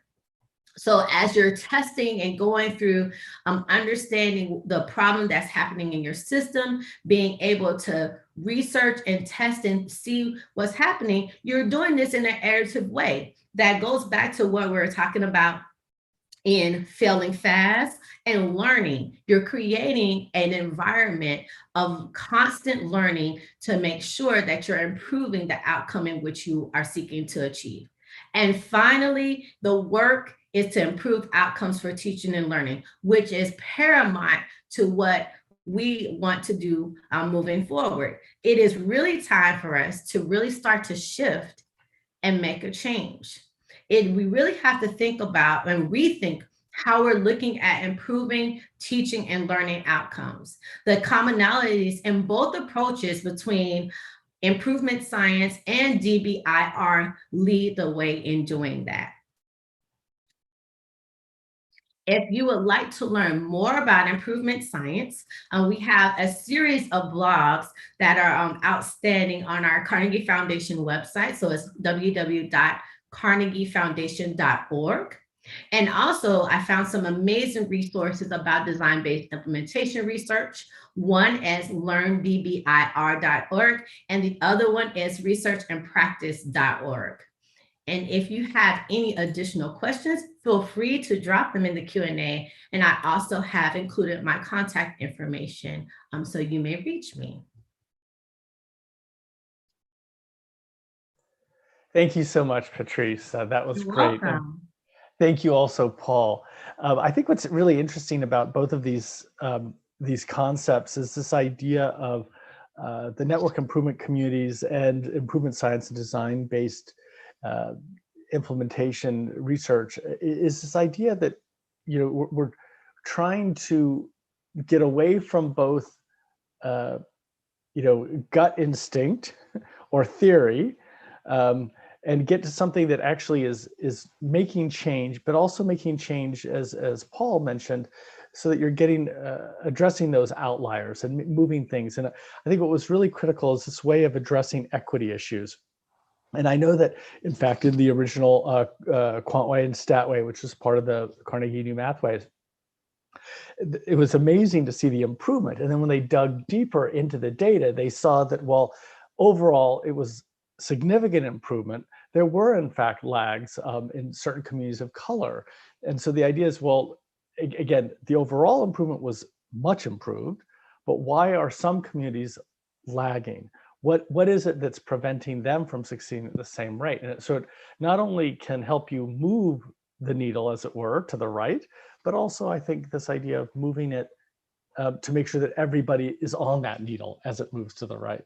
So I think it's just really a fascinating approach. And I think for Siyaphumelela, which is a network of institutions and people all trying to improve student success in South Africa, it's not yet quite a nick, but I think this idea of, you know, how do you make it more effective on addressing this fundamental issue and this fundamental problem that is a huge issue in the United States and is a huge issue in South Africa, both the issue of students not succeeding when they get to university or to college, and also the problem that there are inequitable outcomes. So I think this is just wonderful. And one question that came up, and I think it's really interesting, is, you know, again, and this is for both Paul and for Patrice, if you are looking at, if you're talking about getting away from purely evidence-based approaches, it can almost sound like you're saying, well, we don't want evidence.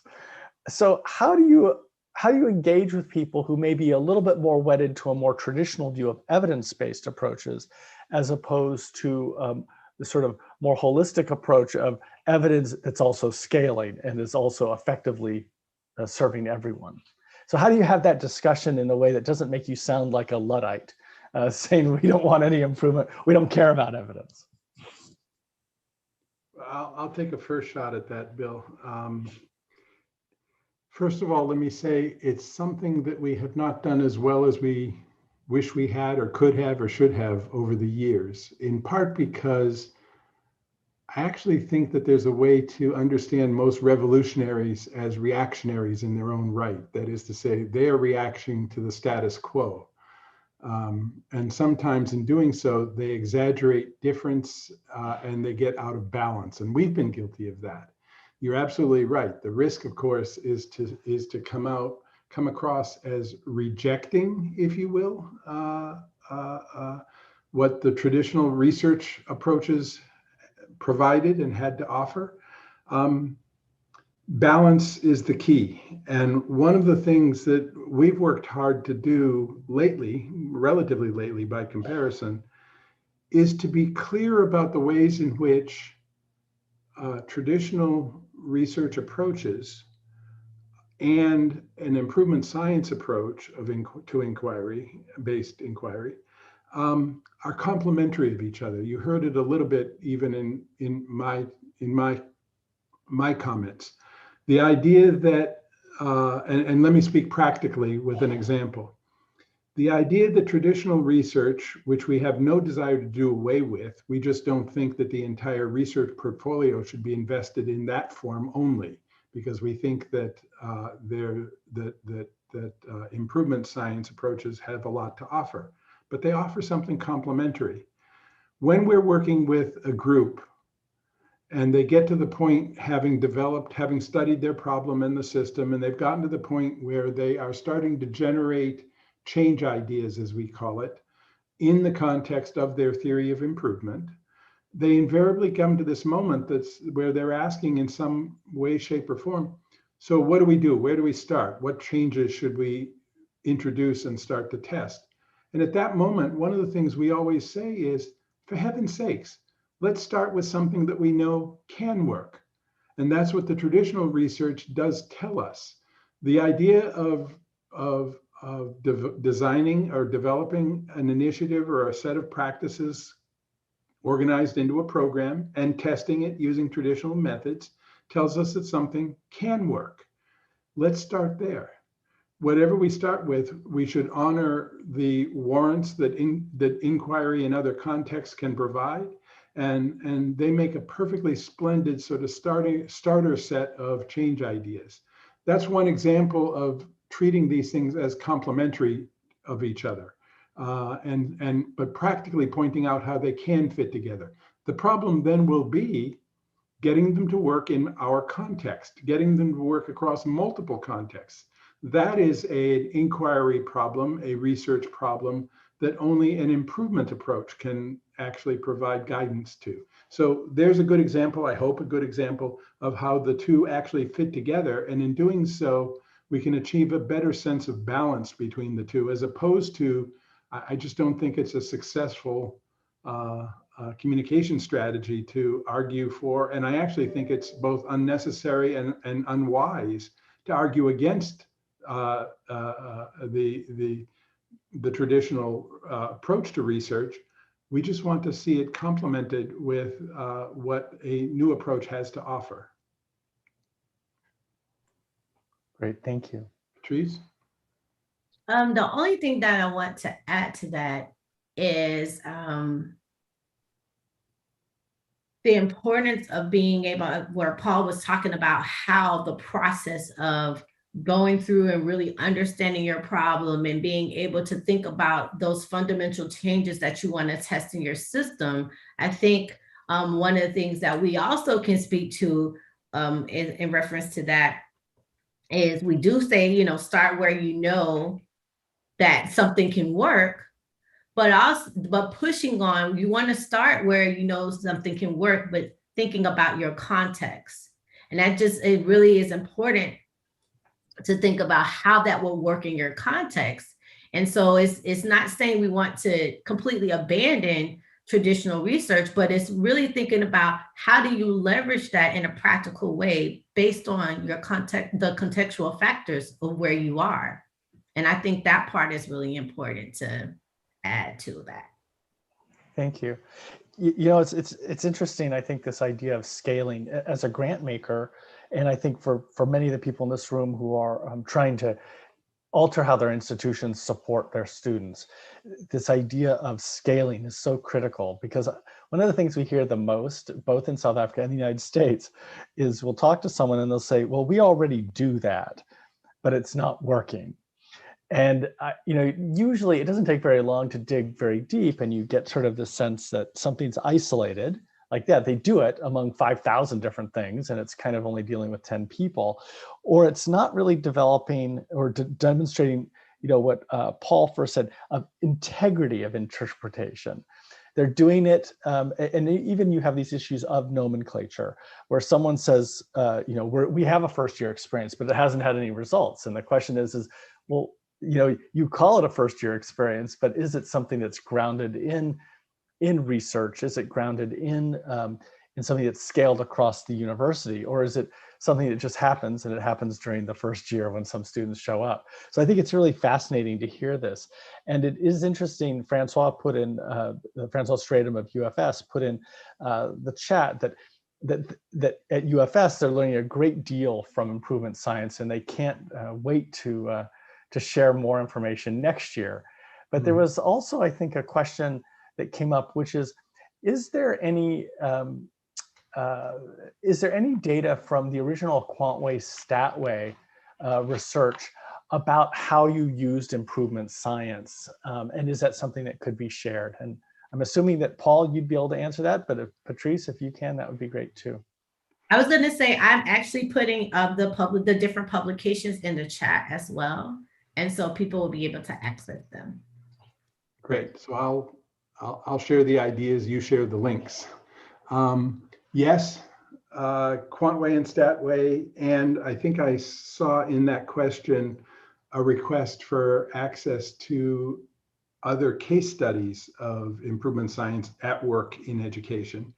Quantway and Statway have both been written up fairly extensively, with emphasis on what role improvement science took in their development and their effectiveness, determining and contributing to their effectiveness.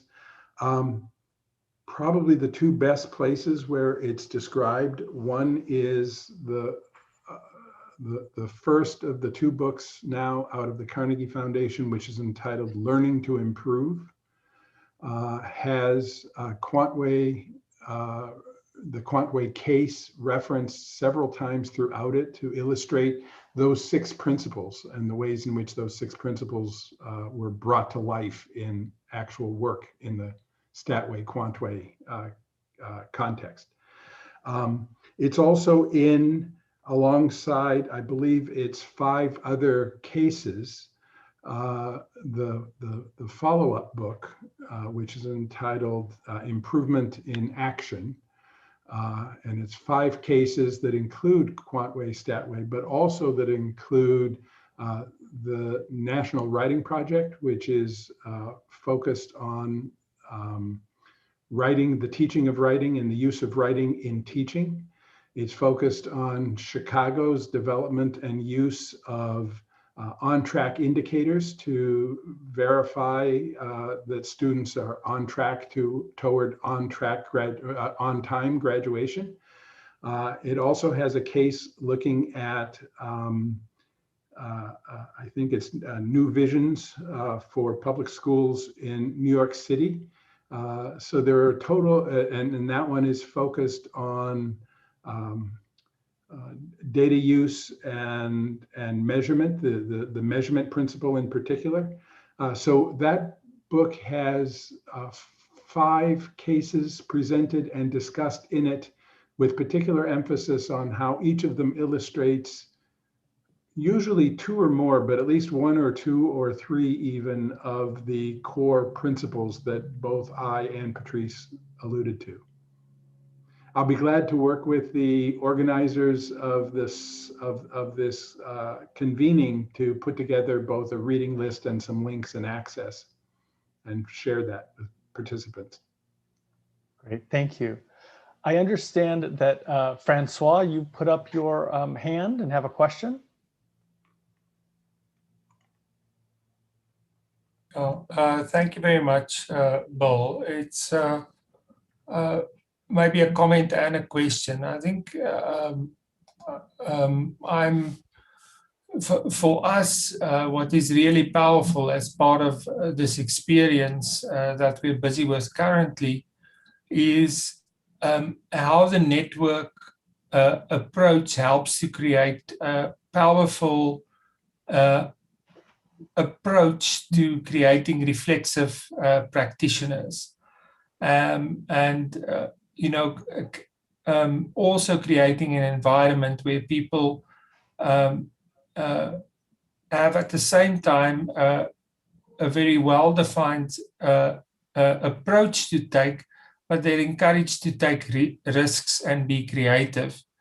And that really unlocks a phenomenal amount of potential, not only in terms of colleagues that lead such an initiative. In our case, it's Anneli Miller and Corlia Janssen van Vieren at the faculty level, but also in the staff that form part of the teaching cohort in such an approach. It does create a completely different level of energy, and I wanted to hear whether Paul and Patrice can perhaps give us some reflections on just how the communities, the kind of data and feedback they get on how these communities create a different way of being a teacher. We had a presentation yesterday which said we need to make teaching fun again in South Africa, and I can definitely attest to that. We're having a lot of fun. Is that something which they see in the networks where people get excited and they can share their passion for new ways of doing things? Absolutely, absolutely. So I've worked with a variety of networks of intermediaries that are responsible for supporting universities, as well as partnerships between districts and universities, and now a specific large urban district. And one of the things that I've seen is the engagement of those who are part of the network. They have an increased sense of agency. You see a high level of engagement. One of the biggest things that is really exciting to me to be able to see is the shift in mindset towards improvement. And like the dispositions that people start to embody, how the vocabulary and how their language changes as they begin to interact and do this work. It becomes a shift in how the organization and culture feels within the network and network members. And that, I think that's the biggest piece, is when you can start to see that shift. You know that the social learning aspect is really taking hold. They have really gelled and become a community, and the culture, you can see the culture building. And so now you're starting to see the technical aspects of working in this way marry with the social, emotional, that piece of it, and the social learning aspect of it. And that is extremely rewarding to see and hear from participants how, what they used to think and now they know in reference to being able to engage in this way. And I'll add this thought, because I find what you've said quite provocative in the sense of stirring up a lot of thinking in my mind as well. Tending to the human organization and the human side of the network. so that professionals, good professionals, can come together and work in a very new, very different way, both in relationship to each other, in relationship to their practice, which is primarily the focus of the effort for sure, but also in relationship to each other and in relationship to the researchers, et cetera, et cetera. Tending to the human side of all of that is extremely important. And we've learned from others some of the things that are required to do that well. And on occasions, we've had some good days where we have had some success. One of the places that we learned perhaps greatly from, I will say, is this, and I named them earlier, the National Writing Project. It is a professional network in the United States. It is now approaching 50 years old. It is the oldest, largest professional learning network for teachers, focused in this case on writing, the teaching of writing, and the use of writing in teaching. But what is extraordinary about them is the ways in which they have crafted the human element of themselves as network in order to accomplish what you're laying out, Francois, as the essential challenge of collaborative, collective effort that is organized, focused, and accomplishes together. I'm made mindful, and because when these networks are set up well, you actually get what we think of as the best and highest form of accountability, professional accountability. You get accountability of professionals to each other, first and foremost, not the hierarchical forms in which teachers seek to satisfy principals who seek to satisfy central office administrators, who seek to satisfy the superintendent or minister who faces the public every day in an usually unhappy event. This is lateral accountability. This is professionals accountable to each other and delivering for the sake of each other.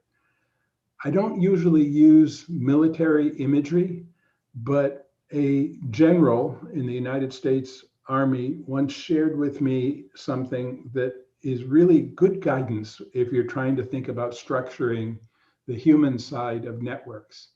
He once said to me, people join the Army for a high and lofty ambition. They want to protect their country. They want to protect their families. They want to protect their way of life. But they go into battle for the sake of the person standing next to them. And the more you can foster that direct relationship between folks, between each other, the more you get the best form of professional accountability, people doing and delivering and performing because their colleagues are depending on them, and vice versa. Thank you. Oh, I'm sorry, Bill. I was just going to say, as I've already mentioned, Chapter 6 of Learning to Improve is all about the National Writing Project. It's the chapter that's focused on the network core principle. And you'll find an awful lot more that speaks to the very issues you've raised, Francois. Thank you, Paul. I have another question, which is, are there some necessary preconditions? You talked about the 6 aspects, but are there certain things that when you're talking to someone about creating a NEC, or you're asking them, to reflect on, what would be involved to make one effective? Are there certain things you just say they need to have certain ingredients in place that really that distinguish between the successful ones and the unsuccessful ones? Mm-hmm. So I can definitely speak to that.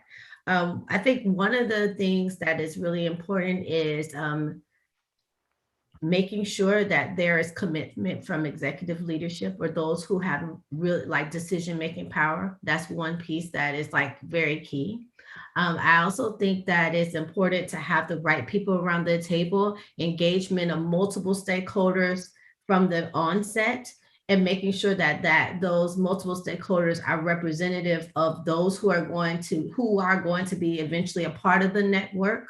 The example that I can provide is right now I'm working with the large district, and from the very beginning, that when they were creating their leadership design team, they thought about not only making sure that they have representation from their district office and their state department of education, but they needed to make sure that they engaged principals right from the onset, because they would be the people who would, be responsible at their sites for their improvement effort.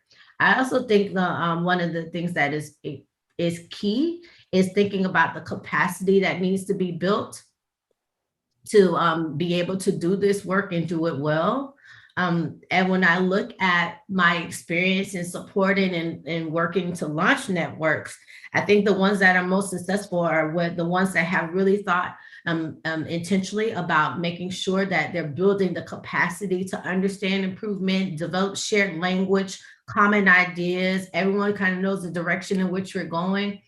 Those things matter. The other piece is people's readiness to take on this work and being really transparent about like the nature of it, that it is messy, it is iterative, it does really push you to slow down to go fast. And that's a mindset shift. And so really, I think being able to have the conversations around those pieces on the front hand and really provide as much information about what this work looks like in practice definitely helps in being successful or not. Yeah, actually my mind went to very similar considerations. When we're working with a potential new partner, one area which we increasingly put a lot of effort into exploring is their willingness and ability to work in a new and different way.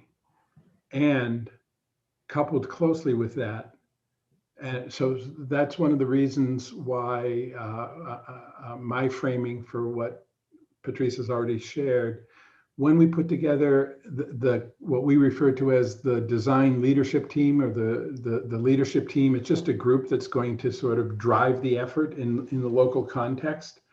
One of the things that we insist be present, one of the members that we insist be present is what we refer to as an executive sponsor. That's somebody who has the juice, as Americans might say, the power and the authority to make it possible for folks to work in this way and to hold back the sometimes encroaching influences of some of those other approaches, by the way, to making change happen. A little bit of the performance management system may need to be held back so that we can work in this way. A little bit of the urge to dictate to people at the front lines what they should be doing day in and day out needs to be held back so that they can work in this way. That involves understanding it well enough that you can have well-placed faith in these ideas. But above all, what it requires, I think, is patience and persistence. Patience, because working in this way does take a while, especially to get started with it. But persistence, because the argument for patience cannot become an excuse for not accomplishing things. And so how you bring both of those to bear simultaneously, that's what a good leader has to do. Only the leader can say, stop all the noise. Don't let these other things get in the way. But only the leader can say, but you need to keep working at this. And as long as you show me serious effort and progress and accomplishment, I'll continue to hold back the noise and the conflicting signals that big systems sometimes put on people at the front lines. Patience and persistence is really one of the key features. Our friend Brandon Bennett refers to this as focused, concerted effort over time. You can word it in any of a number of ways for describing it, but for me, it comes down to that, the idea for patience and persistence simultaneously. Yeah, I think that's actually really, really thoughtful. I'm thinking about a lot of the people in South Africa are going to be familiar with a pretty remarkable institution probably not very far from Patrice, Georgia State University in Oh, yeah. Atlanta, and where you have that decision maker or executive sponsor, or you did, although they did just select a brand new president, and he looks like he is perhaps the leader everyone was hoping for. We'll find out, but we're hopeful. But the idea is that you have a decision maker, say the vice chancellor or the president, the dean of the college, who is backing up people who are doing the day-to-day work and implementation. I think if you're missing that top leader with that cover and that backup, or you're missing the the last landline left in America, or if you're lacking the people who are doing the work and committed to it, you can't make this change. You have to sort of have both pieces. I think that's really critical. And I think this willingness and ability to work in a very new way, I think, when I think about the early days of the Quantway Statway and the Carnegie New Mathways work, there was this sort of joyful conspiracy, as one of our colleagues said, this idea that we all wanted to change a fundamentally broken system of developmental math that no one ever succeeded in. But I think sometimes, especially in student success, it's also helpful to have demonstrated success as well. I think that helps to change change this idea, this concern. So I think, as we think about the way we can work with network improvement communities and work with improvement science and design-based implementation research, I think this has been great food for thought. Any final comments from either you, Patrice, or you, Paul, before we take a little break, before we go to the laptop orchestra in a few moments? My only comment would be to start before you're ready. Huh, okay. Yeah. How about you, Paul? Most especially before you think you're ready, because if you wait to be ready, I think this is, we speak often of putting a stake in the ground and, having a go at it, because improvement work is by its nature evolutionary, and it's going to develop, and you're going to get better at it, and it will take shape over time. We have a saying that we say to each other very often, and I marvel at its social purpose in our language. We say to each other, "This is possibly wrong and definitely incomplete." And it is in saying that we find ourselves capable of starting before we're ready. We find ourselves capable of putting in front of a group something that I've been working on, that if I did not have the improver's mindset that all work is possibly wrong and definitely incomplete, I would probably not put that out there. But if I don't put it out there, it doesn't get better, it doesn't take hold, and it doesn't bear fruit. So that's why starting before you're ready becomes extremely important. And one way to do that is to convince yourselves and convince your colleagues that all of our work is possibly wrong and it's definitely incomplete. Great. Well, thank you on that. We thank both Patrice and Paul for really thought-provoking session on how we can make all of our work more effective for students. We're going to take about a 2 or 3 minute little break just to get everyone a chance to sort of shake out I've been sitting in the chair for an hour or so. And then we're going to come right back and we're going to hear from the University of Pretoria Laptop Orchestra. So see you in about 3 minutes. Thank you so much, everybody. Goodbye. Get a glass of something, I think is what Jenny Glennie said. And I think you can get wine. And if you're in the dark, if they're load shedding where you are, light a candle. Thanks.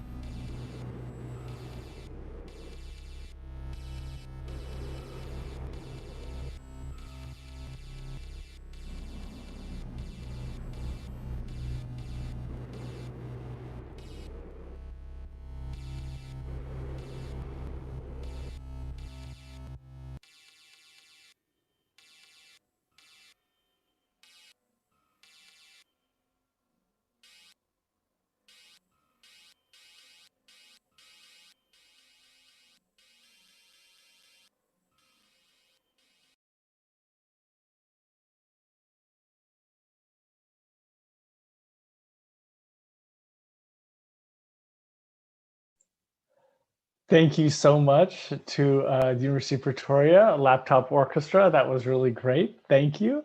Thank you all for staying. Have a wonderful evening. We will see you tomorrow at 9 a.m. South Africa time. Sinyo Mura Omnecha Ur. And